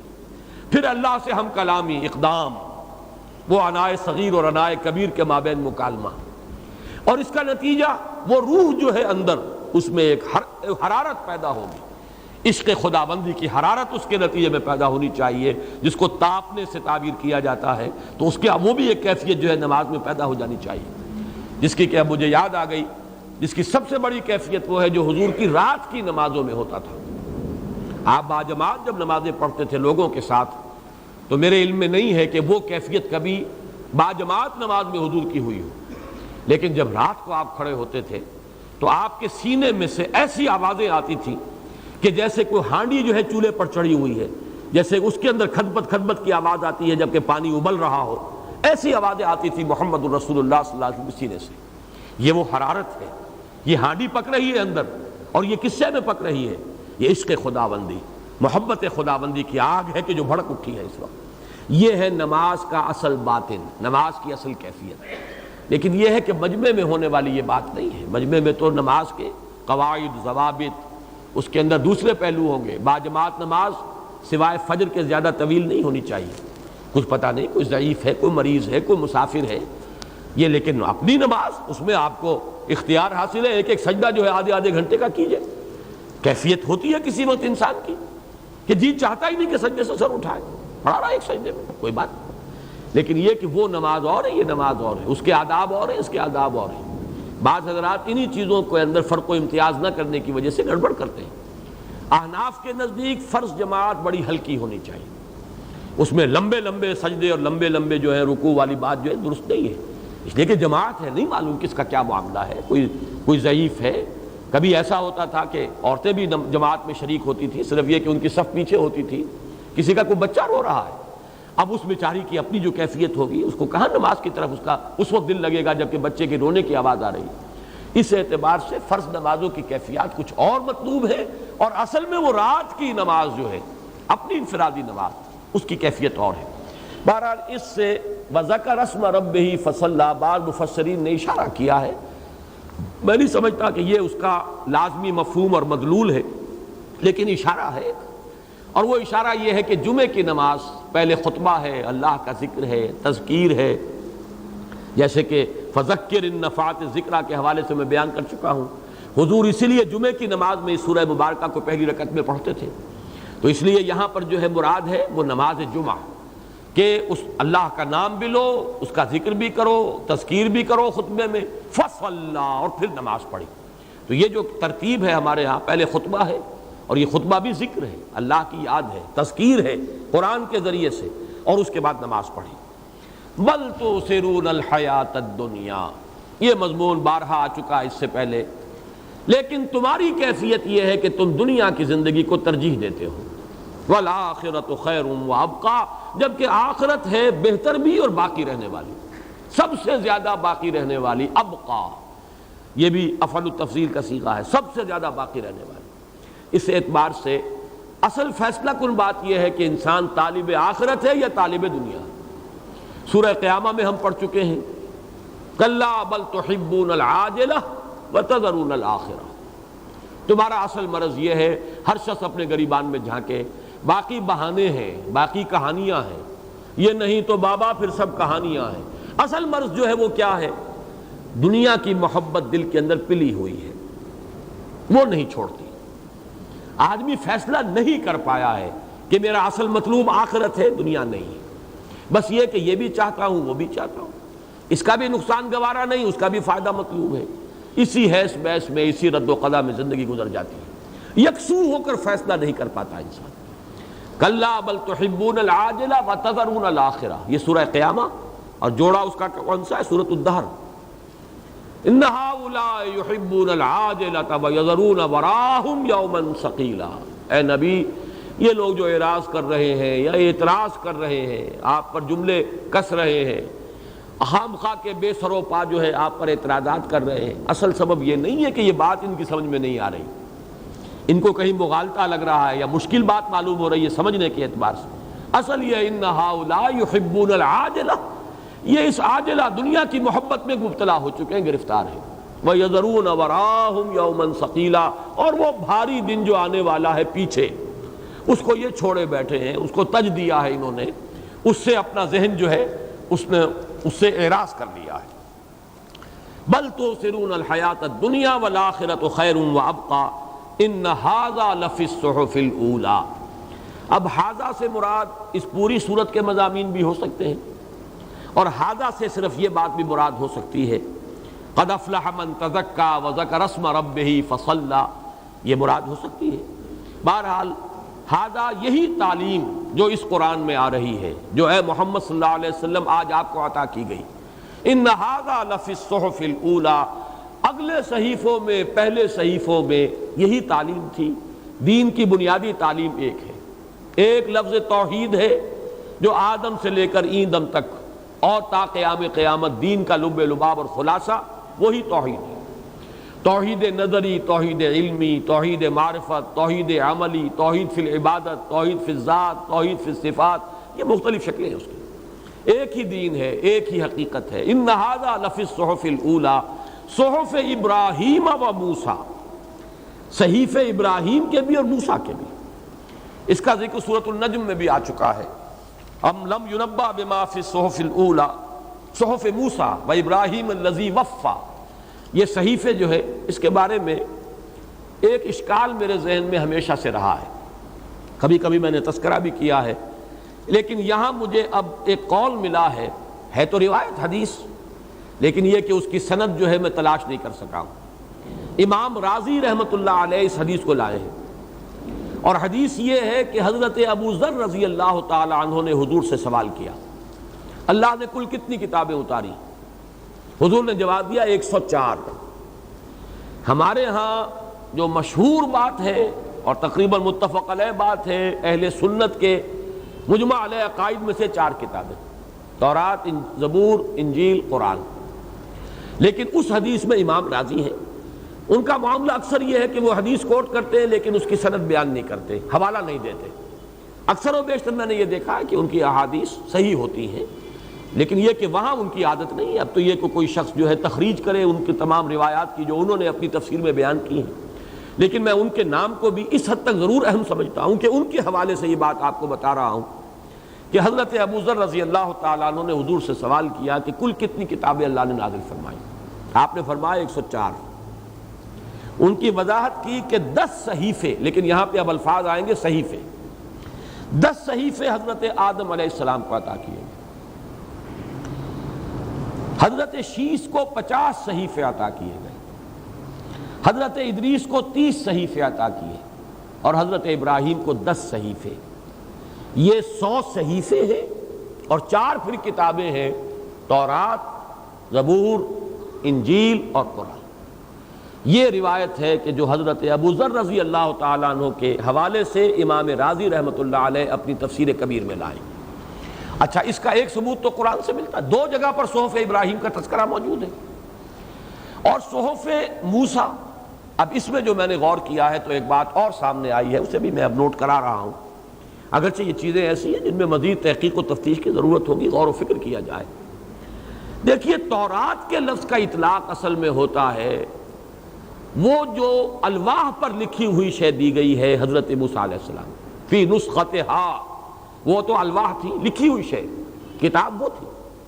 معلوم یہ ہوتا ہے کہ یہ جو 5 بکس ہیں جو کہ اس وقت کی جو ہماری بائبل ہے، اور بائبل میں اولڈ ٹیسٹمنٹ اور نیو ٹیسٹمنٹ، اولڈ ٹیسٹمنٹ میں پہلی 5 کتابیں ہیں جو حضرت موسیٰ کی طرف وہ منسوب ہیں، the book of Genesis, the book of Exodus, the Kings اور ڈیوٹرونومی، اور بھی ایک 5 کتابیں ہیں یہ بنتی، کتاب استثناء، کتاب گنتی، کتاب ملوک، اور کتاب خروج، اور کتاب پیدائش، 5 کتابیں۔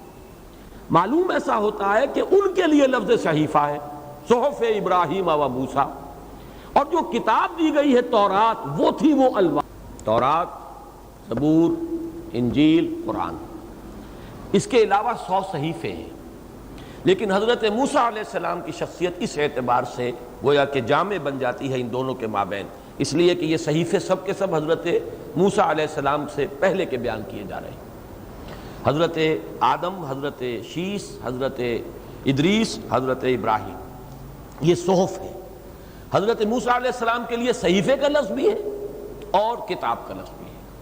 تو کتابیں 4، تورات، زبور، انجیل، قرآن، اور صحیفے یہ، اگر یہ روایت صحیح ہے، واللہ عالم، میں صرف یہاں امام راضی کا حوالہ دے رہا ہوں۔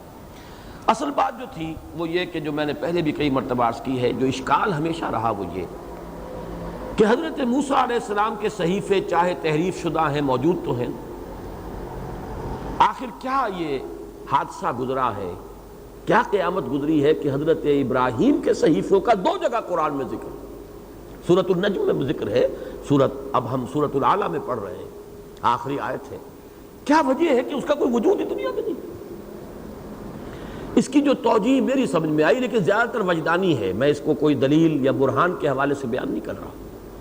میں یہ سمجھتا ہوں کہ وہ نظریہ کہ جو آریہ ہندوستان میں آئے، وہ کل کے کل نہیں تو ان میں سے ایک حصہ ضرور ایسے لوگوں پر مشتمل ہے کہ جو نسل ابراہیمی سے متعلق ہے، اور ان کے ہاں جو اپنشد ہیں، میں نے جب پہلی مرتبہ اپنشد پڑھے تھے، انگریزی ترجمہ مجھے ملا تھا، پڑھا تو میں حیران رہ گیا۔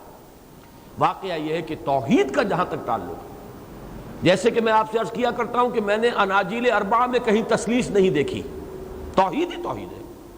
تثلیث تو آپ کو ملے گی تو وہ سینٹ پال کے خطوط، ایپیسلز وغیرہ کے اندر ہے، ورنہ یہ کہ اناجیل 4 آج بھی تثلیث کے ذکر سے خالی ہیں، توحید ہی توحید ہے۔ اسی طریقے سے اپنشد کے اندر آپ کو توحید ملے گی، بلند ترین سطح کی توحید، وہ توحید ہے کہ جس کو ہم وحدت الوجود سے تعبیر کرتے ہیں، اگرچہ عام آدمی نہیں سمجھ پاتے اور وہ اسے پینتھیزم یا ہماؤس سے تعبیر کر کے اسے کفر قرار دے دیتے ہیں، لیکن ہمارے ہاں جو فلاسفہ، حکماء اور صوفیاء کا ایک طبقہ ہے جو وحدت الوجود کا قائل ہے، وہ ظاہر بات ہے توحید کی بلند ترین شکل ہے، وہ جس کو وہ بیان کرتے ہیں کہ لا موجود الا اللہ۔ جیسے آج میں نے کہا لا معبود الا اللہ، یہ توحید کی بنیادی صورت ہے، لا معبود الا اللہ۔ اس کے بعد درمیانی شکل کیا ہے؟ لا مقصود الا اللہ، لا محبوب الا اللہ، لا مطلوب الا اللہ، اور بلند ترین سطح ہے لا موجود الا اللہ۔ لیکن اس کی توجیہ مشکل ہے، اور اس کے اندر ہی آدمی ٹھوکر کھاتا ہے اور وہ کھائی میں جا گرتا ہے۔ اس اعتبار سے بال برابر ہے، اصل میں فرق جو ہے وہاں پر، لیکن وحدت الوجود توحید کی بلند ترین صورت ہے۔ ہماؤس یا پینتھیزم یہ بدترین شرک ہے۔ یہ ہے اصل میں ذہن میں رکھیے کہ میرا گمان یہ ہے کہ اپنشد جو ہے وہ صحف ابراہیم ہی کی تحریف شدہ شکل ہے۔ مجھے جو زیادہ اس پر تقویت حاصل ہوتی ہے وہ ایک تو اس اعتبار سے کہ ان کے ہاں برہما کا لفظ جو آیا کہاں سے آیا؟ برہما حضرت ابراہیم کو انہوں نے ڈیٹی بنا لیا ہے، معبودوں کی فہرست میں شامل کر دیا۔ حالانکہ اور یہ معاملہ کیا اگر عیسائیوں نے جو کچھ حضرت عیسیٰ کے ساتھ کیا ہے، وہ تو حضرت ابراہیم کے 2000 برس بعد آ رہے ہیں، تو اگر ان کے ساتھ یہ کچھ کر دیا گیا تو حضرت ابراہیم کے ماننے والے انہوں نے کیا کچھ کیا ہوگا حضرت ابراہیم کے ساتھ، اس کا آپ تصور کر لیجیے۔ اور اگر ہمیں قرآن نہ بتاتا کہ اصل عیسیٰ تو یہ ہے، ذالک عیسی ابن مریم قول الحق الذی فیہ یمترون، یہ ہے اصل حقیقت عیسیٰ ابن مریم کی، اگر یہ ہمیں پتہ نہ ہوتا تو ہمیں کیسے معلوم ہوتا کہ حضرت عیسیٰ اللہ کے رسول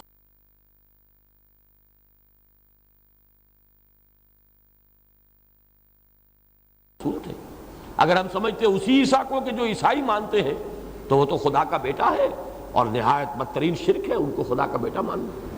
تو یہ امکان موجود ہے کہ حضرت ابراہیم سے فرط عقیدت، فرط محبت، ان کی تعظیم کو بڑھاتے بڑھاتے انہیں بھی ایک معبود کی شکل دے دی گئی ہو، اور وہی برہما کا تصور جو ہے ہندوستان میں آیا، اور اسی کے حوالے سے یہ سارا ذکر۔ اچھا، اس میں ایک واقعاتی طور پر ایک بات اور لانا چاہتا ہوں۔ حضرت ابراہیم کے 3 بیٹوں کے بارے میں ہم جانتے ہیں، ایک حضرت اسماعیل، ان کی نسل میں حضور کی بعثت ہو گئی، ایک حضرت اسحاق، ان کے بیٹے حضرت یعقوب، ان سے بنو اسرائیل چل رہے ہیں، ایک تھے مدین یا مدیان، وہ آباد ہو گئے مدین کے علاقے میں، ان میں حضرت شعیب مبعوث ہوئے۔ لیکن اس میں ایک خلا ہے، حضرت اسحاق کے 2 بیٹے تھے جڑواں، عیسو اور یعقوب۔ یعقوب کی اولاد کا تذکرہ، عیسو کا تذکرہ نہیں ہے کہیں۔ وجہ کیا ہے؟ بنی اسرائیل اصل میں نسل پرست قوم ہے، نسلیت ہی ان کی بنیاد ہے۔ انہوں نے اپنی لائن کو تو برقرار رکھا ہے، حضرت یعقوب، یعقوب کے والد اسحاق، اسحاق کے والد ابراہیم، لیکن ادھر ادھر انہوں نے نہیں دیکھا، نہ کسی اور کے ذکر کو محفوظ رکھا، نہ اس سے کوئی محبت رکھی، نہ ان کا کہیں تذکرہ جو ہے وہ اپنی کتابوں میں آنے دیا۔ یہی وجہ ہے کہ حالانکہ سیمیٹک ریس ہے جس میں حضرت ابراہیم بھی ہے، انہی سیمیٹک ریس کے اندر جو ہے حضرت ہود مبعوث کیا گیا، ان کا کوئی ذکر تورات میں موجود نہیں، حضرت صالح کا کوئی ذکر تورات میں موجود نہیں، حالانکہ یہ بھی نسل تو ایک ہی ہے، لیکن انہوں نے اس نسل میں بھی جو اپنی خاص لائن ہے، اپنے آباء و اجداد، حضرت عیسو تو ان کے چچا بنے نا، حضرت یعقوب کے بیٹوں کے چچا ہوئے، حضرت دایا ہوئے، اس لیے کہ پہلے ان کی ولادت ہوئی ہے، اور الفاظ تورات میں یہ ہے کہ یعقوب اپنے بھائی عیسو کی ایڑیاں پکڑے ہوئے تولد ہوا، تو گویا کہ بڑے وہ ہیں، تو تایا ان کا کوئی ذکر نہیں، کہاں گئے؟ ہو سکتا ہے جیسا کہ اس زمانے میں ہوتا تھا، حضرت ابراہیم علیہ السلام اور حضرت لوط کے مابین بھی یہ معاملہ ہو گیا تھا کہ ان دونوں کا پیشہ کیا تھا؟ ذریعہ معاش، بھیڑیں بکریاں پالنا، چراگاہیں تلاش کرتے تھے، اور ایک وقت ایسا آیا کہ حضرت لوط کے جو لوگ تھے کارندے اور حضرت ابراہیم کے جو کارندے تھے آپس میں لڑ پڑے، اور حضرت ابراہیم نے فرمایا کہ لوط سے کہ اب بہتر یہ ہے کہ تم یہاں سے جاؤ، اور اللہ تعالیٰ کی طرف سے بھی حکم آ گیا کہ جاؤ سدوم اور عمورہ کی بستیوں میں جا کر نبوت کرو اور انذار کرو انہیں۔ اسی طرح ہو سکتا ہے کہ حضرت یعقوب کی اولاد یا ان کے کارندوں میں اور حضرت عیسو کے اولاد اور ان کے کارندوں میں کوئی جھگڑا ہوا ہو، اور اس کے بعد وہ وہاں سے ترک وطن کر کے چلے گئے ہوں۔ جیسے لغاریوں کے بارے میں مجھے معلوم ہے، لغاریوں کی اصل جگہ چوٹی ہے، ضلع ڈیرہ غازی خان میں، لیکن 2 بھائیوں کی لڑائی ہوئی، ایک بھائی کو شکست ہو گئی، وہ بھائی چھوڑ کر چلا گیا، دریائے سندھ اس نے کراس کیا، ریاست بھاولپور میں گیا، ریاست بھاولپور کے نواب نے ان کی آؤ بھگت کی، اسے زمین عطا کی، اب وہ لغاریوں کی ایک شاخ ریاست بھاولپور میں، حالانکہ اصل لغاری جو قبیلہ ہے وہ تو اب بھی، وہ جو اصل ان کی ہے گدی، وہ تو اب بھی جو ہے چوٹی میں ہے، اور ڈیرہ غازی خان ان کا اصل مسکن نہیں۔ یہی دنیا میں ہوتا تھا، تو مجھے کافی اس کے اندر قرائن نظر آ رہے ہیں کہ حضرت عیسو کی اولاد وہ وہاں سے کسی اسی طرح کے قبائلی جھگڑے کی وجہ سے ترک وطن کر کے ہندوستان آئی ہو، اور صحف ابراہیم صرف ان کے پاس رہ گئے۔ اور یہودیوں نے اس کے بعد، چونکہ ان کے ہاں تو اصل جو ہے اہمیت پھر حضرت موسیٰ علیہ السلام کی ہوئی ہے، ان کی کوئی حفاظت نہیں کی صحف ابراہیم کی، اور پھر یہ ہے کہ حضرت موسیٰ علیہ السلام کے صحیفے اور حضرت موسیٰ علیہ السلام کو جو الواح دی گئیں وہی ان کے ہاں محفوظ رہ گئیں، اگرچہ وہ محفوظ اس معنی میں نہیں رہیں، اب وہ الواح بھی کہیں موجود نہیں ہے دنیا میں، اور جو صحیفے ہیں دی 5 بکس، پہلی 5 کتابیں جو ہے اولڈ ٹیسٹمنٹ کی، ان میں بھی تحریفیں ہو گئی ہیں، اس لیے کہ وہ بھی گم ہو گئی۔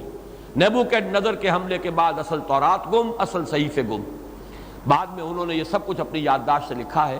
تو یہ میرا گمان ہے کہ صحف ابراہیم، یہ صرف اس کے لیے قرائن صرف کہ میں پیش کر رہا ہوں، میں اسے دلائل یا براہین کے درجے کی بات نہیں سمجھتا، لیکن یہ فوڈ فار تھاٹ ہے، یہ ایک موضوع ہے کہ اس پر اگر کوئی تحقیق کرے، غور و فکر کرے، تو میں سمجھتا ہوں کہ اس کے لیے کافی مواد اسے مل جائے گا۔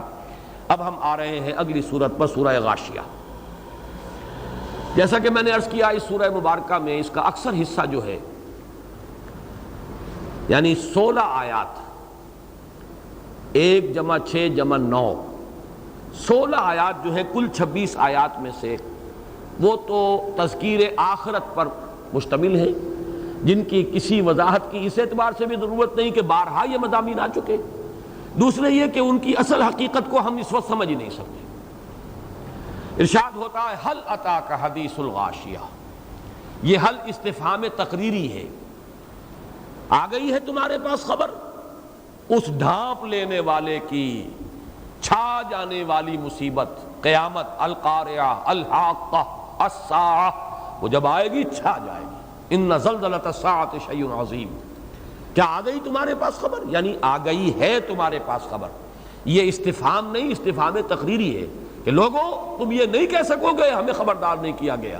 حل اتاک حدیث الغاشیہ، اب اس کی شرح ہے وجوہ یومئذ خاشعہ، بہت سے چہرے ہوں گے اس دن اترے ہوئے، دبے ہوئے، اداس۔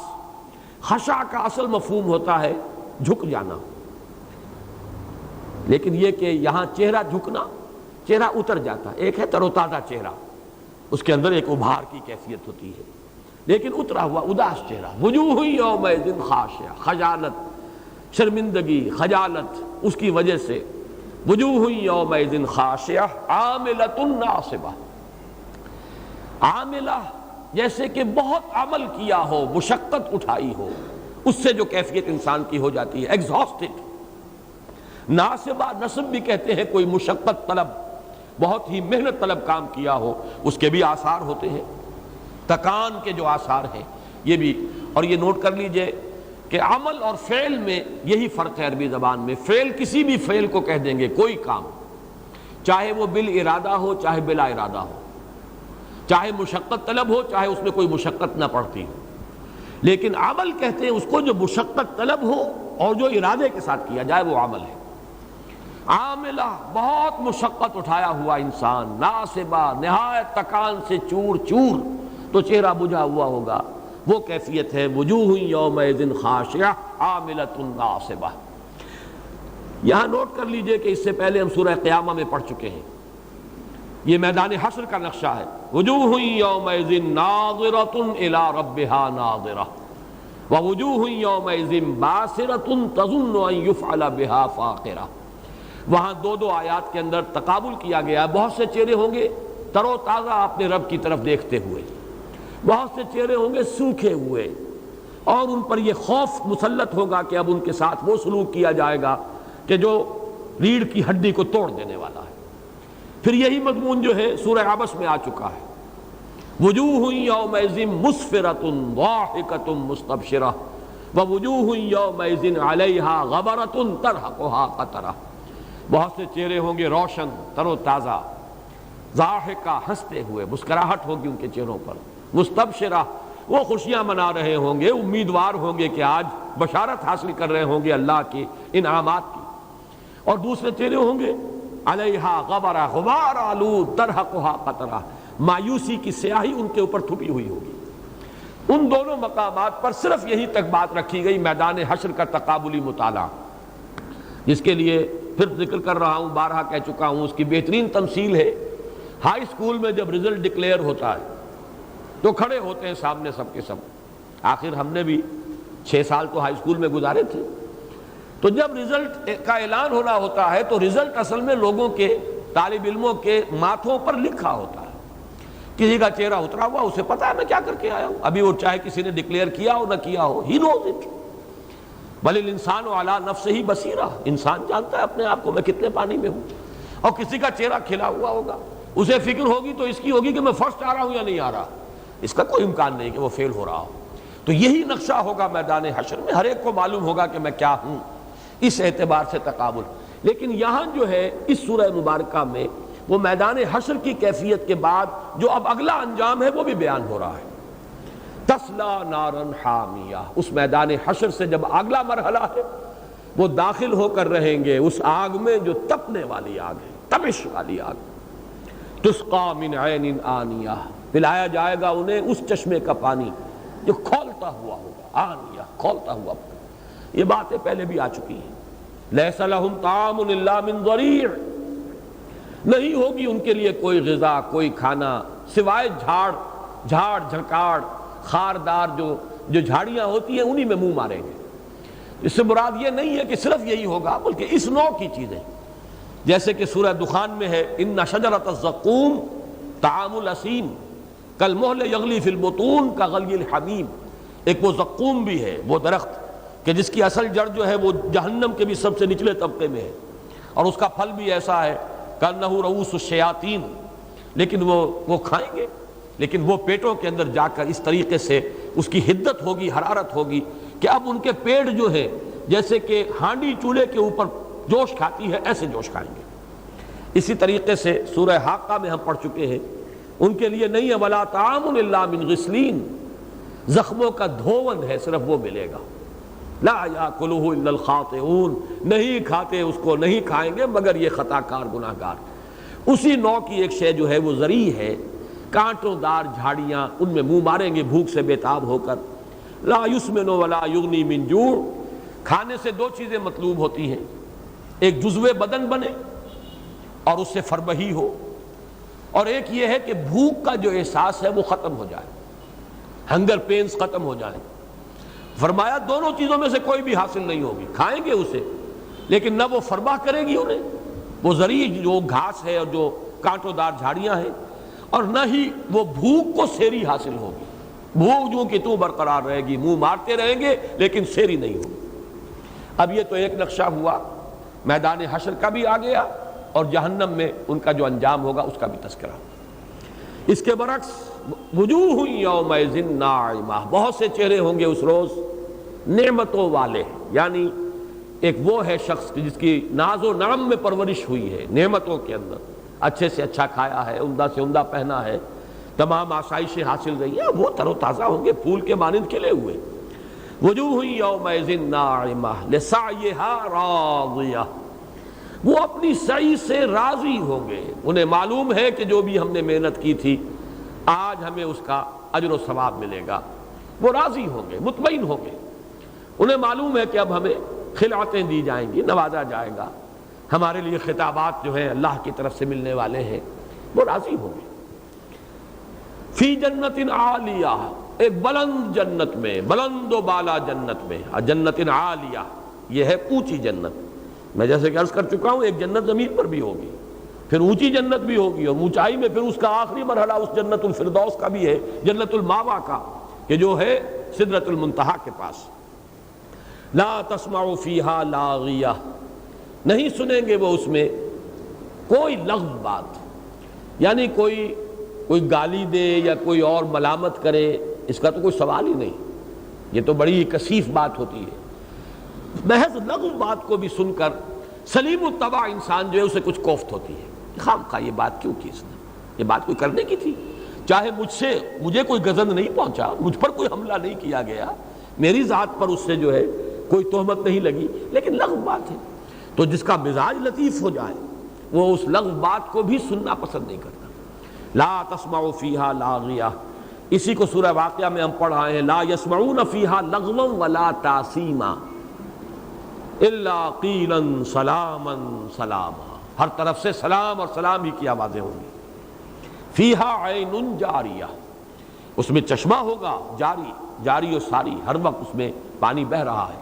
اور یہ ہم پڑھ چکے ہیں، ان میں تسنیم کا ذکر بھی آ چکا ہے، اس میں مختلف جو ہے چشموں کا ذکر قرآن مجید میں اس سے پہلے آ چکا ہے، سورہ دہر میں آیا ہے، سورہ مطففین میں آیا ہے، وَمِزَاجُهُ مِن تسنیم عَيْنًا يَشْرَبُ بِهَا الْمُقَرَّبُونَ، فرمایا فیہا عین جاریہ۔ بلکہ سورہ رحمان میں ہم پڑھ چکے ہیں فیہما عینان تجریان، اور پھر جو دو پچھلی جنتیں ہیں فیہما عینان نضاختان، تو چشمے جاری ہوں گے۔ فیہا سرر مرفوعہ، اس میں ہوں گے تخت بڑے اونچے تخت ہیں جن کے اوپر بیٹھے ہوئے ہوں گے۔ سریر کہتے ہیں چارپائی کو بھی، ہمارے ہاں جو لفظ چارپائی کے لیے سریر کا لفظ آتا ہے، لیکن یہ کہ ذرا اونچی چارپائی ہو اور اس کے اوپر تکیہ گاؤ تکیے لگے ہوئے ہوں۔ فیہا سرر مرفوعہ واکواب موضوعہ، اور جام رکھے ہوئے ہوں گے آب خورے۔ اصل میں یہ انگریزی کا لفظ کپ جو ہے یہ عربی ہی سے منتقل ہوا ہے، کوب سے کپ بنا ہے، اصل لفظ عربی کا ہے۔ اور یہ بہت سے الفاظ نوٹ کر لیجئے، چونکہ انگریزی تو چاہے زبان قدیم ہو لیکن اس انگریزی زبان میں علم تو نہیں تھا کبھی۔ علم جو تھا اصل میں سائنٹیفک جو علوم ہیں وہ تو عربوں نے منتقل کیے ہیں ہسپانیہ کے ذریعے سے، اور پھر یہ علوم آگے گئے ہیں۔ اسی لیے ارتھ کیا ہے؟ ارد نے انگریزی میں جا کر ارتھ کی شکل اختیار کی ہے۔ مرر کہتے ہیں شیشے کو، یہی مرر بن گیا ہے۔ مرر کیمیا کیمسٹری بنی ہے۔ الجبرا کیا ہے؟ الجبر والقدر۔ تو یہ تمام الفاظ جو ہیں، تو یہ کپ جو لفظ ہے اصل میں یہ کوب، اکواب اس کی جمع ہے، کوئی پیالہ جس کے اندر کے پکڑنے کی کوئی شے بھی ہے، وہ بھی رکھے ہوئے ہوں گے۔ اب ہمارے ہاں ترجمہ آب خورا کر دیا جاتا ہے، جام کر دیے، جو بھی کیجئے، لیکن یہ کہ پیالے دھرے ہوں گے، وَأَكْوَابٌ مَوْضُوعَةٌ، دھرے ہوں گے بڑے سلیقے سے، قرینے سے، بڑی عمدگی کے ساتھ۔ وَنَمَارِقُ مَصْفُوفَةٌ، اور قالین ہوں گے بچھے ہوئے برابر صف، جیسے کہ قطار کے اندر لگے ہوئے ہوں قالین۔ یہاں مجھے حیرت ہوئی کہ مولانا مودودی صاحب نے نمارق کا ترجمہ کیا تکیے، کہاں سے کیا واللہ عالم، سمجھ میں نہیں آیا۔ مولانا اصلاحی صاحب نے آگے زرابی کا ترجمہ تکیے کیا ہے۔ ان دونوں حضرات کے ذہن پر لفظ تکیہ جو ہے کچھ زیادہ ہی وہ رہا ان کے سوار، حالانکہ بقیہ کسی نے بھی لفظ تکیہ کا ذکر کیا ہی نہیں ان آیتوں میں، لیکن یہ کہ انہوں نے نمارق کا ترجمہ تکیے کیا۔ حالانکہ میں حیران ہوا کہ بڑے مشہور اشعار ہیں جو ہند زوجہ ابو سفیان، جو بیٹی تھی عتبہ ابن ربیعہ کی، اور جس کے دل میں نہایت انتقام کی آگ بھڑک رہی تھی، اس لیے کہ باپ بھی قتل ہو گیا بدر میں، بھائی قتل ہو گیا، چچا قتل ہو گیا، اس گھر کا تو یوں سمجھیے کہ پورا کا پورا جو ہے سلسلہ ختم ہو گیا۔ ایک بھائی وہ ہے کہ جو حضور کے دامن میں تھے، حضرت حذیفہ، تو ہند کے اندر بڑی انتقام کی آگ تھی، اور اسی نے پھر وحشی کے ساتھ وہ معاملہ کیا، جس کے نتیجے میں کہ غزوہ احد کے اندر حضرت حمزہ رضی اللہ تعالی عنہ ان کی شہادت ہوئی۔ تو اس کے اشعار آتے ہیں کہ غزوہ احد میں مقابلہ اب شروع ہونے سے پہلے یہ بہت سی عورتوں کو ساتھ لے کر گئی تھی، اور اس نے آگے بڑھ کر پہلے جو ہے وہ اشعار جو ہیں رجز کے انداز میں اشعار پڑھے ہیں، حوصلہ بڑھایا ہے اپنے ان لشکریوں کا۔ تو اس میں الفاظ آتے ہیں نحن بنات الطارقی نمشی علی النمارقی ان تقبلوا نعانقی ان تدبروا نفارقی، ہم ہیں ستاروں کی اولاد، طارق والسماء والطارق وما ادراک ما الطارق نحن بنات الطارق، ہم بیٹیاں ہیں ستاروں کی، نمشی علی النمارقی، اور ہم تو چلتی ہیں زمین پر نہیں چلتی، بلکہ ہمارے نیچے تو بڑے اعلیٰ قالین ہوتے ہیں جن پر کہ ہم چہل قدمی کرتی ہیں۔ اگر تم آگے بڑھو گے، ان تقبلو، آگے بڑھو گے، مقابلہ کرو گے ان مسلمانوں سے، نعانقی، ہم تم سے ہم آغوش ہوں گی، تم سے معانقہ کریں گی، وَإِن تُدْبِرُوا، اگر پیٹھ دکھا دو گے، نفارقی، تو تم سے علیحدہ ہو جائیں گی، قطع تعلق کر لیں گی۔ تو نمارق کا لفظ تو اتنا مشہور ہے، اس سے مراد ہے یہ غالیچے کہہ لیں یا قالین کہہ لیں۔ مہرانوں کو دلیل نہیں دی مولانا مودودی نے کہ کس وجہ سے تکیوں سے تعبیر کیا ہے۔ وَزَرَابِيُّ مَبْسُوسَةٌ، اب زرابی جو ہے اس کے بارے میں بھی اب ظاہر بات ہے ان الفاظ کے معنی کیا ہیں، یہ تو وہی اس زمانے کا جو لغت ہے اسی کے حوالے سے سمجھ میں آنے والی باتیں ہیں۔ ہم تو ان چیزوں میں زیادہ اعتماد کرتے ہیں مفسرین پر، اور جو مترجمین ہیں ہمارے متفق علیہ مترجمین، سب نے اس سے مراد لیا، اس کے لیے نہالچے کا لفظ بھی استعمال کیا، فرش کا بھی۔ یعنی قالینوں کے اوپر اور مخملی فرش ہوں گے. قالین میں بھی کچھ ہوتی ہوگی سختی، اس زمانے کے قالین شاید آج کل کے ایرانی قالین جیسے نہ ہو، کوئی سختی ہو ان کے اندر بالوں کی، تو اس کے اوپر اور نہالچے جو ہیں مخملی ڈالے جائیں. ان کا ترجمہ مولانا اصلاحی صاحب نے کیا تکیوں سے، اور کوئی دلیل نہیں دی ہے. یا تو وہ عام طور پر اگر کوئی اختلاف کرتے ہیں کہیں ترجمے کے معاملے میں تو اس کے لیے کوئی نہ کوئی سند، کوئی شعر جاہلی سے یا قدیم لغت سے کوئی نہ کوئی حوالہ دیتے، دیا نہیں. بہرحال یہ ہے تقابل. وہ لوگ اہل زیغ اور وہ لوگ کہ جو صحیح راستے پر صراط مستقیم پر گامزن تھے، وہ غاشیہ جب آئے گی میدان حشر میں ان کے نقشے یہ ہوں گے: وجوہ یومئذ خاشعۃ عاملۃ ناصبہ، اور وجوہ یومئذ ناعمہ لسعیہا راضیہ. اس کے بعد ان کا انجام کیا ہوگا؟ تسلا نارا حامیہ تسقى من عین آنیہ لیس لہم طعام الا من ضریع لا یسمن ولا یغنی من جوع. اہل جنت کا کیا ہوگا؟ فی جنت عالیہ لا تسمع فیہا لاغیہ فیہا عین جاریہ فیہا سرر مرفوعہ واکواب موضوعہ ونمارق مصفوفہ وزرابی مبثوثہ. اب مضمون بدل رہا ہے. افلا ینظرون الی الابل کیف خلقت وإلى السماء كيف رفعت وإلى الجبال كيف نصبت وإلى الأرض كيف سطحت فذكر إنما أنت مذكر لست عليهم بمسيطر. تو کیا یہ دیکھتے نہیں اونٹ کو کہ کیسے بنایا گیا، کیسے پیدا کیا گیا؟ یہ شرح ہے الذی خلق فسوی، کیسے اسے سازگار بنا دیا ہے. اب یہ تیسیر اور توفیق کے لفظ کو بھی یہاں نوٹ کر لیجئے. کتنا اونٹ کو سازگار بنا دیا گیا اس ماحول کے ساتھ جس میں کہ وہ زندہ ہے. وہ صحرا کا جہاز، ایک ایک ہفتے بھر پانی نہ ملے کوئی پرواہ نہیں، اس کے جسم میں ایک سٹور کا نظام رکھ دیا ہے. بلکہ وہ بدو خود اس کے پیٹ میں سے پانی نکال کر پیتے تھے. جب بہت شدت ہو جاتی تھی اور پانی نہیں ہوتا تھا تو اس کے حلق میں ایک مارتے تھے ایک لکڑی جس سے وہ قے کرتا تھا. اب قے چونکہ اس کے ہاں ایک تھیلی علیحدہ ہے جس میں پانی سٹور ہوتا ہے. ایک ہے میدا، میدے سے نہیں نکلتا تھا بلکہ اس تھیلی سے پانی آتا تھا اور وہ پیتے تھے. تو معلوم یہ ہوا کہ اللہ تعالیٰ نے کتنا سازگار، اس کی حکمت، اس کی خلاقی، اس کے علم، اس کی صناعی، الخالق البارئ المصور. اندازہ تو کرو، کیا یہ دیکھتے نہیں اونٹ کو کیسے بنایا گیا؟ وَإِلَى السَّمَاءِ كَيْفَ رُفِعَتْ، اور آسمان کی طرف نہیں دیکھتے کیسے اسے اونچا کر دیا گیا، بلند کیا گیا. اس کی بلندیاں کیا اشارے کر رہی ہے. کسی زمانے میں نے ان آیات کا ترجمہ شائع کیا تھا عزم میں. اب یہ آپ سے سن 53 کی بات ہے تو یوں سمجھیے 37 سال پہلے کی بات کر رہا ہوں. مجھے اب یاد آ گیا چونکہ آج کل کچھ ندا وغیرہ میں میرے مضامین اس دور کے شائع ہو رہے ہیں تو میں نے الفاظ استعمال کیے تھے. دیکھتے نہیں آسمان کو، اس کی بلندی کیا اشارے کر رہی ہے. بول رہی ہے یہ بلندی کسی کی عظمت کا کی گویا کہ تسبیح کر رہی ہے. یہ بلندی کسی ایسی ہستی کی بلندی کو ظاہر کر رہی ہے. سبح اسم ربک الاعلی، وہ جو سب سے بلند و بالا ہے جس نے یہ آسمان بنایا، یہ بلند و بالا آسمان جس نے بنایا. تو یہ اس کی رفعت کیا اشارے کر رہی ہے. وَإِلَى الْجِبَالِ كَيْفَ نُصِبَتْ، اور ان پہاڑوں کو نہیں دیکھتے کیسے گاڑ دیے گئے، قائم کر دیے گئے، نصب کر دیے گئے، کھڑے کر دیے گئے. وَإِلَى الْأَرْضِ كَيْفَ سُطِحَتْ، اور زمین کی طرف کہ کیسے اس کو بچھا دیا گیا، اس کو پھیلا دیا گیا. سطحت. اب یہ چار چیزیں جو ہے یہاں اس کو نوٹ کر لیجئے. یہ اس لیے ان کا ذکر ہو رہا ہے کہ یہ ایک عرب کی زندگی میں نمایاں ترین چیزیں ہوتی تھیں. ان کا کاروبار، تجارت، یا پھر یہ کہ لوٹ مار، اس کے لیے بھی سفر کرتے تھے، تجارتی سفر یا غارت گری کے سفر. اور سفر کرتے تھے حجاز کے علاقے میں تو کیا شکل نظر آ رہی ہے؟ اونٹ پر خود بیٹھے ہوئے، دائیں بائیں پہاڑ ہیں، اوپر آسمان ہے، نیچے زمین ہے. یہ چار چیزیں. اور اس کے سفر ہوتے تھے رات کے وقت. نوٹ کیجئے، جن کی تمازت تو وہاں پہ ایسی تھی نہیں کہ جس کے اندر سفر کیا جا سکے. گھنٹوں ایک شخص چلا جا رہا ہے، گھنٹوں. اور وہ اس وقت اس کے ذہن میں کیا چیزیں ہیں؟ کوئی خیالات بھی آ رہے ہوں گے لیکن چار چیزیں مسلسل اس کے مشاہدے کے اندر، اس کے فوکس میں ہیں. ذرا نگاہ اوپر اٹھاتا ہے تو تاروں بھرا آسمان ہے، نیچے زمین ہے، اونٹ پر خود براجمان ہے. اور چونکہ سارے سفر جو ہوتے تھے ان کے ان وادیوں میں، راستے جو تھے وادیوں کی شکل میں تھے، دائیں پہاڑ بائیں پہاڑ.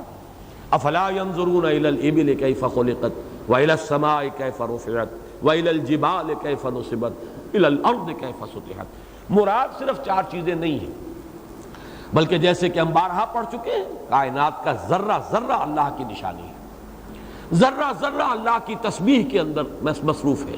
یسبح للہ ما فی السماوات وما فی الارض وَإِن مِّن شَيْءٍ إِلَّا يُسَبِّحُ بِحَمْدِهِ وَلَٰكِن لَّا تَفْقَهُونَ تَسْبِيحَهُم۔ برگ درختان سبز در نظر ہوشیار، ہر ورق دفتر است از معرفت کردگار۔ غور کرنے کی بات ہے، نگاہ جو ہے دیکھنے والی ہو، دیدہ بینا ہو، تو انسان کو نظر آئے گا، ہر 4 طرف سے گواہی ملے گی توحید کی، اللہ کی عظمت، اللہ کی علو شان، اللہ کا کمال علم، اللہ کا کمال قدرت، اللہ کا کمال حکمت، تمام چیزیں جو ہے ذرہ ذرہ اس کی گواہی دے رہا ہے۔ اسی کو قرآن یوں بھی کہتا ہے کہ ہر شے اللہ کی نشانی ہے، یوں بھی کہتا ہے ہر شے اللہ کی تسبیح بیان کر رہی ہے۔ اب آیا لفظ فذکر انما انت مذکر، تو اے نبی آپ تذکیر کرائیے۔ تذکیر کا مفہوم اب یہاں جان لیجئے، معرفت رب اور توحید اور محبت رب انسان کے اندر موجود ہے، روح کے اندر اللہ کی محبت ہے، قلب کے اندر اللہ کی معرفت ہے۔ صرف یہ ہے کہ خواہشات، شہوات، سفلی آرزوئیں، دنیا کی محبت، حب جاہ، حب مال، حب شہوت، انہوں نے پردے ڈال دیے۔ اصل تذکیر ہے پردے اٹھانے ہیں، صرف سوائے کشف المحجوب، جو میں نے بارہا کہا مجھے یہ نام بڑا عظمت کا حامل نظر آتا ہے، شیخ علی حجویری کی کتاب کا نام کشف المحجوب۔ حجاب میں آئے ہوئے ہمارے دل پردے پڑ گئے ہیں، پردوں کو اٹھانا ہے۔ اندر تو سب کچھ موجود ہے، جیسے کہ مولانا روم فرماتے ہیں کہ ایک سن تراش تھا اور وہ چٹان میں سے وہ شیر کی تصویر بنائی، اس نے تصویر نکال دیا مجسمہ۔ اس کے بچے نے پوچھا بابا یہ آپ نے اس پتھر میں سے شیر کیسے پیدا کر دیا؟ اس کا جواب دیکھیے، بیٹے شیر تو پتھر میں موجود تھا، اس پر کچھ پردے پڑے ہوئے تھے، میں نے پردے ہٹا دیے۔ ظاہر بات ہے پتھر اس نے کریٹ نہیں کیا، وہ وہاں تھا، اس کے ذہن میں ایک نقشہ آیا، وہ سارا مواد تو وہاں تھا، صرف جہاں جہاں اس نے دیکھا یہاں سے ذرا 1 فٹ گہرائی کر دینی ہے، یہاں سے 1 انچ ہٹانا ہے، یہ کھودنا ہے اتنا، معلوم ہوا کہ وہاں سے برآمد ہو گیا، اندر تو تھا موجود۔ یہی بات ہے ایمان باللہ، محبت خدا بندی، معرفت رب، فطرت انسانی میں، قلب انسانی میں موجود ہے۔ میں نے تفصیل سے بحث کی اس پر نبی اکرم صلی اللہ علیہ وسلم کا مقصد بعثت نامی کتابچے میں اپنے، کہ یہ لطیفہ قلب، لطیفہ روح، یہ کیا ہے، ان میں کیا کچھ مثمر ہے؟ بس یہ ہے کہ ذہول ہے، عدم توجہ ہے، کسی اور شے میں گم ہو گیا انسان۔ کافر کی یہ پہچان کے آفاق میں گم ہے، مومن کی یہ پہچان کہ گم اس میں ہے آفاق۔ اس گمشدگی سے نکالنا ہے اور کچھ بھی نہیں۔ اس گمشدگی سے نکالنے کا نام تذکیر ہے۔ یاد دلاؤ ادھر، جس کو میں نے 12 بیان کیا ہے کہ آپ کو کوئی شے دکھائی جائے، آپ کے کسی دوست نے کبھی دی تھی، لاکھ بتایا جا رہا ہے، یاد نہیں آ رہا، کوئی چیز دکھائی گئی، کوئی یاد آیا تمہیں کس نے یہ رومال دیا تھا تمہیں، اور فوراً یاد آ گیا۔ اب تو دیکھو آسمان کو، کوئی یاد آیا کہ نہیں؟ اس کی یہ رفت کس کی گواہی دے رہی ہے، کیا اشارے کر رہی ہے؟ دیکھو اس زمین کو، اس کی روئیدگی کو، کیسے ماں کی گود کے مانند بنا دیا گیا اس کو، تمہارے لیے حیات بخش، کسی کی ربوبیت کا مظہر ہے یہ۔ دیکھو ان پہاڑوں کو، کسی کی عظمت کی یہ نشاندہی کر رہے ہیں۔ دیکھو اس اونٹ کو، کسی کی حکمت کا کمال جو ہے وہ تمہیں اس اونٹ سے معلوم ہوگا۔ تو اللہ کی عظمت، اس کی علو شان، اس کی توحید، اس کی کمال قدرت، اس کا کمال علم، اس کا کمال حکمت، یہ تمام ان چیزوں سے حویدہ ہے۔ فذکر انما انت مذکر، تو اے نبی آپ تو بس تذکیر کیجئے، یاد دہانی کیائیے، آپ نہیں ہیں مگر صرف ایک یاد دہانی کرانے والے۔ یو کانٹ کریٹ ہدایت، ہدایت اندر ہے، صرف اس کو اجاگر کرنا ہے۔ آپ باہر سے ہدایت داخل نہیں کر سکتے، ہدایت اندر ہے، صرف پردے پڑے ہوئے وہ اٹھانے ہیں۔ یاد دہانی، ذہول، گمشدگی کی کیفیت سے نکالنا ہے۔ فذکر انما انت مذکر۔ اور اگر کسی کی اندر کی وہ حس مر چکی ہے تو آپ کو کوئی اختیار حاصل نہیں ہے۔ انک لا تہدی من احببت ولکن اللہ یہدی من یشاء، یہ نہیں ہے کہ جس کو آپ چاہیں ہدایت دے دیں، یہ تو اللہ کا فیصلہ، جس کو چاہے ہدایت دے دیں، اس کا اختیار اس کا ہے۔ فذکر انما انت مذکر میں نے کل آپ کو 4 چیزیں نوٹ کرائی تھی اس سورہ مبارکہ میں جو مشابہتیں ہیں، ان میں یہ 5ویں نوٹ کر لیجئے۔ پہلی تھی کہ اصل شے ہے فذکر، ذکر مشترک ہے ان دونوں صورتوں کے مابین، اور یہ تو گویا کہ وہ ڈور ہے جس میں یہ پروئی ہوئی ہیں۔ پھر الذی خلق فسوی، اس کی شرح یہ ہے افلا ينظرون الى الابل كيف خلقت والى السماء كيف رفعت والى الجبال كيف نصبت والى الارض كيف سطحت۔ پھر والآخرة خیر وابقى، اس کی شرح وہ ہے جنت والوں کا یہ حال ہوگا، ان نعمتوں میں ہوں گے، دوزخی جو ہے وہ اس حالت میں ہوں گے۔ اور اس صورت میں آپ نے دیکھا 9 آیتیں آئی ہیں اہل جنت کے بارے میں اور 6 آیتیں آئی ہیں وہ اہل جہنم کے بارے میں، تو اس میں وہ رنگ غالب ہے والآخرۃ خیر وابقیٰ۔ چوتھی چیز یصلی النار الکبریٰ، سب سے بڑی آگ میں داخل ہوگا، اور یہاں اب آگے چل کر آ جائے گا فیعذبہ اللہ العذاب الاکبر۔ 5ویں شے یہ نوٹ کر لیجئے کہ یہ جو تبلیغ کے سلسلے میں فرمایا گیا فذکر ان نفعت الذکریٰ، یہی مضمون ہے جو آگے آ گیا ما انت انما انت مذکر لست علیہم بمسیطر، آپ تذکیر کیجئے اگر محسوس ہو کہ تذکیر کا فائدہ ہو رہا ہے۔ ایک تذکیر عام ہے وہ سب کو کرنی ہے، لیکن اس کے بعد دیکھیے جس کا میلان ہے، جس کا رجحان ہے، آپ اپنا وقت اس پر صرف کیجئے۔ انما انت مذکر لست علیہم بمسیطر، آپ کو ان پر داروغہ نہیں ہے۔ لست علیہم بمسیطر، اس کا ترجمہ کیا گیا ہے، امام راضی نے بھی کیا ہے ترجمانی، مسیطر اے متسلط، یعنی مسلط ہو جانے کی طاقت آپ میں ہم نے دے رکھی کہ مسلط ہو جائیں کسی کے اوپر، سوار ہو جائیں کسی کے سر پر، لازماً اس کے اندر جو ہے ہدایت اتار دیں۔ یہ نہ آپ کا فرض منصبی ہے، نہ آپ کی ذمہ داری ہے، نہ اس کی استعداد یا استطاعت یا قدرت ہم نے آپ کو عطا کی۔ فذکر انما انت مذکر لست علیہم بمسیطر، یہاں ذرا آپ نوٹ کیجئے یہ صاد سے اگر لکھا جاتا ہے لیکن اوپر چھوٹا سا سین بنا ہوتا ہے، اصل میں اس کا مادہ جو ہے سین طا را ہے، سطر، جیسے کہ وکتاب مسطور، اور مسیطر یہ آیا بھی ہے سین کے ساتھ قرآن مجید میں دوسری صورت میں، سورۃ طور میں، ام عندہم خزائن ربک ام ہم المسیطرون، وہاں سین کے ساتھ ہے، صاد کے ساتھ نہیں۔ کیا وجہ ہے کہ یہاں صاد سے ہے لیکن اوپر سین لگایا؟ یہ بڑا اہم نقطہ ہے قرآن مجید کے بارے میں، نوٹ کر لیجئے۔ مصحف عثمانی، حضرت عثمان رضی اللہ تعالی عنہ نے جو آفیشل ورشنز تیار کیے قرآن کے، یہ میں سورہ قیامہ میں تفصیل سے بیان کر چکا ہوں۔ حضور کے زمانے میں کتاب کی صورت میں قرآن جمع نہیں تھا، سینوں میں جمع تھا قراء کے، صحابہ کرام کے، لیکن کتابی شکل میں مابین الدفتین جمع نہیں تھا۔ حضرت ابوبکر نے اسے کتابی شکل میں جمع کیا، لیکن اس کے بعد بھی لہجے مختلف تھے، لہذا اس کے لکھنے میں لوگوں نے مختلف لہجوں کے مطابق لکھنا شروع کر دیا۔ حضرت عثمان نے پھر ایک رسم پر، ایک رسم الخط پر جمع کیا ہے پوری امت کو، وہ آفیشل ورشنز ہیں جو کاپیز کرا کرا کے مختلف علاقوں میں بھیج دی گئیں، اور آج بھی دنیا میں نسخے موجود ہیں، تاشقند میں موجود ہے، استنبول میں موجود ہے، وہ نسخے موجود ہیں، غالباً مدینہ منورہ میں بھی لائبریری میں موجود ہے۔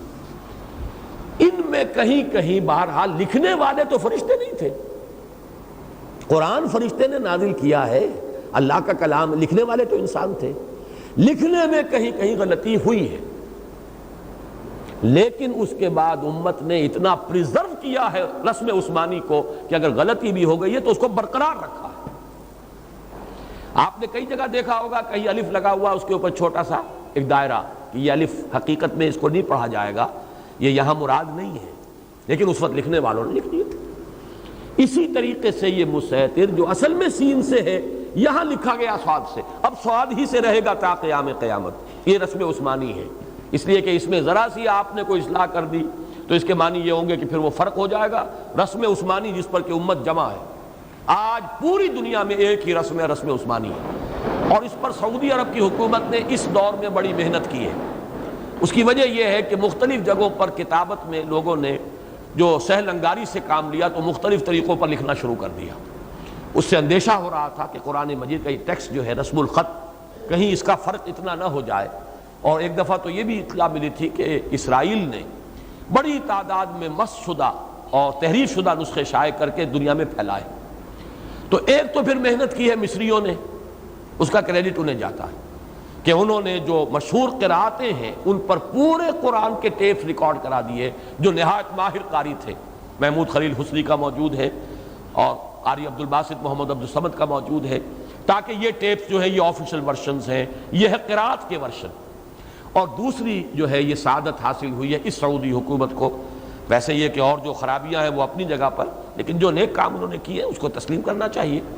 بہت بڑے خرچ سے انہوں نے یہ قرآن فاؤنڈیشن بنایا، اور کروڑ بلکہ میں سمجھتا ہوں بلینز آف ڈالرز کا یہ منصوبہ تھا، جس میں کہ بڑی محنت سے انہوں نے وہ رسم عثمانی کے حوالے سے یہ قرآن مجید جو ہے شائع کیا ہے، اور ان تمام قرآن مجید کے نسخوں کو تلف کر دیا، اور پھر ان کی درآمد پر پابندی لگا دی ہے، جو اس کتابت کے اس انداز پر نہ ہو کہ جو مصحف عثمانی کا آفیشل ورژن۔ اس میں یہ نوٹ کر لیجئے کہ اگر وہاں کوئی لکھنے والے سے، جو انسان تھے بہرحال، اگر ان سے کہیں کتابت کے دوران کوئی اگر غلطی بھی ہو گئی ہے تو وہ بھی آج تک پریزروڈ ہے۔ یہ کوئی شخص نہیں کہہ سکتا کہ حضرت عثمان رضی اللہ تعالیٰ عنہ نے جو مصحف جس پر پوری امت کو جمع کیا تھا وہ آج دنیا میں نہیں ہے، بلکہ حقیقت میں وہی ہے کہ جو پوری دنیا میں پھیلا ہوا ہے۔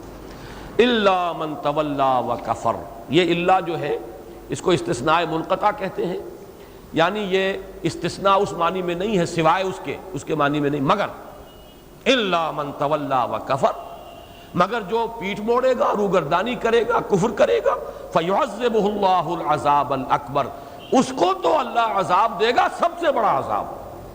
اب یہاں مجھے وضاحت کرنے کی ضرورت نہیں ہے، سورۃ الاعلیٰ میں آ چکا، سب سے بڑا کیوں؟ اس لیے کہ مذکر ہو محمد صلی اللہ علیہ وسلم، اور تذکیر کی جا رہی ہو کلام الہی کے ذریعے سے، آیات ربانی کے ذریعے سے۔ اب جو بھی اعراض کر رہا ہے، اب بھی جو تولا و کفر کا طرز عمل اختیار کیا، وہ اشقا ہے، وہ نار الکبریٰ جو ہے وہ اس کا جو ہے بنے گی انجام، اور عذاب الاکبر کا وہ مستحق ہے، فیعذبہ اللہ العذاب الاکبر۔ اب یہاں پر یہ ہے اللہ تعالیٰ کے کلام کا اعجاز کہ قوافی اور فواصل بھی مل رہے ہیں، لیکن یہ ہے کہ یہ مطلب نہیں ہے کہ صرف اس کی وجہ سے یہ اکبر کہہ دیا گیا، بلکہ مانن بھی وہ بات بالکل صحیح ہے۔ وہاں پر کبرا کا لفظ آ گیا، نار چونکہ مؤنث ہے کبرا، وہاں پر وہ قوافی یا فواصل جو ہے سورہ اعلیٰ کے ان کے ساتھ اب آہنگی ہو گئی۔ یہاں یہ ہے عذاب کا لفظ آیا، وہ مذکر ہے عذاب الاکبر، اس میں جو اس صورت کے اندر آ رہے ہیں، جو یہاں پر جو فواصل تھے ان کے ساتھ سازگاری ہو گئی۔ ان الینا ایابہم، ان کو بالآخر ہماری ہی طرف لوٹ کر آنا ہے۔ اس میں ہے وہ تسلی اور تشفی حضور کے لیے اور حضور کے ساتھیوں کے لیے۔ گھبراؤ نہیں، یہ جائیں گے کہاں؟ یہاں اس کا تعلق جوڑ لیجئے سورہ طارق کی آخری آیت سے، فَمَحِّلِ الْكَافِرِينَ أَمْهِلْهُمْ رُوَيْدًا، اے نبی مہلت دیجئے، اے مسلمانوں ابھی ذرا ان کو ڈھیل دو، وقت دو، ابھی ہم انہیں نہیں پکڑیں گے، ابھی تو یہ دعوت کا پودا جو ہے ابھی صرف ظاہر ہوا ہے، ابھی 2 پتے ہیں، کبھی یہ آم کا تناور درخت بنے گا، ابھی تو خوب ہمیں اس میں جو ہے مدھانی پھیرنی ہے اور اس کے اندر سے بلو کر مکھن نکالنا ہے، تو مایوس نہ ہو جاؤ، جلدی نہ کرو۔ فرمایا اِنَّ إِلَيْنَا إِيَابَهُمْ، پھر جائیں گے کہاں؟ آخر یہ تشویش تو کسی کو ہو کہ یہ میرے قبضے سے نکل نہ بھاگے، جسے یہ یقین ہے کہ اس کے لیے بھاگنے کی جگہ ہے ہی نہیں، آئے گا میرے پاس، اسے جلدی کی ضرورت کیا ہے؟ اِنَّ إِلَيْنَا إِيَابَهُمْ، یقیناً ہماری ہی طرف ان کا لوٹنا ہے، ثُمَّ إِنَّ عَلَيْنَا حِسَابَهُمْ، پھر ہم پر ہے ذمہ داری ان سے حساب لینے کی۔ اس میں اس بھی اشارہ ہو گیا کہ حساب ہمارے ذمے ہے، آپ کے ذمے نہیں، آپ کے ذمے تبلیغ ہے، تذکیر کرتے چلے جائیے، فذکر انما انت مذکر۔ ہاں یہ ضرور دیکھیے کس کا میلان اور رجحان ہے، اس پر توجہ زیادہ صرف کیجئے، جو استغنا اور اعراض کر رہا اس کے پیچھے اپنے آپ کو خام خواہ بلا ضرورت ہلکان نہ کیجئے، لیکن آپ کا کام ہے تذکیر، حساب لینا، سزا دینا، جزا دینا، یہ ہمارے ذمے ہے۔ اس کے بعد پڑھنا چاہیے اللہم حاسبنا حسابا یسیرا، پروردگار ہم سے حساب لیجو آسان حساب، جو سورہ انشقاق میں آ چکا ہے، فسوف یحاسب حسابا یسیرا وینقلب الی اہلہ مسرورا، اللہم ربنا اجعلنا منہم، اللہم حاسبنا حسابا یسیرا۔ بارک اللہ لی ولکم فی القرآن العظیم ونفعنی وإیاکم بالآیات والذکر الحکیم۔